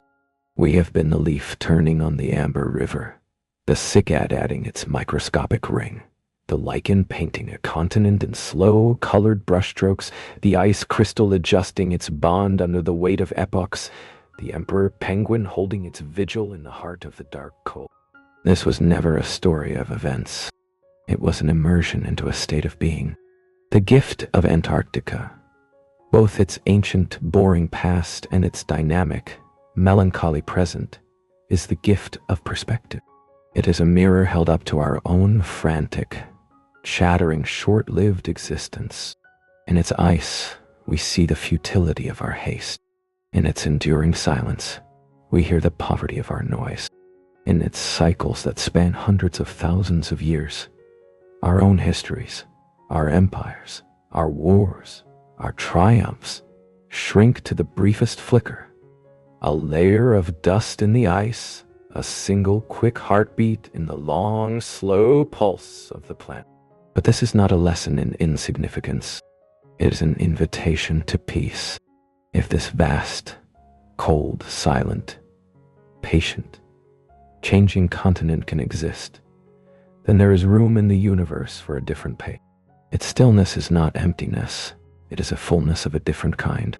It is the fullness of rock, of ice, of time itself. By visiting it in our minds, we carry a fragment of that stillness back into our own lives. As you lie here now, in the comfort of your bed, let the sensations of that world settle into you. Feel the memory of that profound, mossy softness beneath you, not as a physical sensation, but as a quality of mind. A mind that is soft, accepting, and deeply rooted. Hear the plink of the water droplet in the endless gray twilight, and let it be the metronome for your slowing thoughts. See the leaf turning on the silent river, and let your worries be placed upon it, watching them drift away on a current too slow to cause any distress. Feel the immense, patient weight of the ice sheet, and know that it is okay to simply be, without producing, without striving, without achieving anything more than existence. The world outside your window is one of speed and sound. But within you now, you have visited a place where speed is measured in the growth of lichen, and sound is the wind polishing stone over 1,000,000 years. You have touched a deeper reality. The anxiety of tomorrow, the regret of yesterday, these are artifacts of a human time scale. In the scale of Antarctica, they are less than a snowflake that melts before it touches the ground. So, as you drift towards your own necessary sleep, carry this with you. The knowledge that beneath and beyond the rush of your life, there is a bedrock of stillness. There is a pace that is glacial, a silence that is profound, and a peace that is as deep as the ice over the Gamburtsef Mountains. You do not need to be in Antarctica to access it. It is the Antarctica within. The capacity for profound patience, the ability to be bored gloriously, the strength to be still, even as the world changes around you. Let your breath become the soft, damp wind of the ancient forest. Let your heartbeat become the slow, deep groan of the adjusting ice sheet. Let your thoughts be the gentle, meaningless turn of a leaf on a vast, slow river. There is nothing to solve tonight, nothing to plan, nothing to become. You are, like the continent itself, a being in a state of becoming and unbecoming, resting on the bedrock of your own existence. The long white dream is receding now, not because it is over, but because it is always there, a whisper at the bottom of the world. It has done its work. It has slowed you. It has stretched your sense of time until the pressures of the day seem trivial, distant, small. You have been baptized in boredom and cleansed by stillness. Now, let the darkness behind your eyelids be the deep, star-dusted winter sky over the polar plateau. Let the quiet of your room be the silence of the dry valleys. Let the gentle weight of your blankets be the comforting pressure of the deep ice. You are safe. You are still. You are part of something unimaginably vast and patient. Sleep now, not just as a person resting from a day, but as a continent resting between ages. Dream not of tasks and troubles, but of the slow turn of seasons over a land of moss and mist, of the relentless, gentle flow of a river of ice under a gray sky, of the quiet, determined pulse of life clinging to the edge of the possible. Dream, the white dream, and in that dream, may you find the deep, deep peace of a world where nothing happens. And in that nothing, find everything you need to simply be. Good night.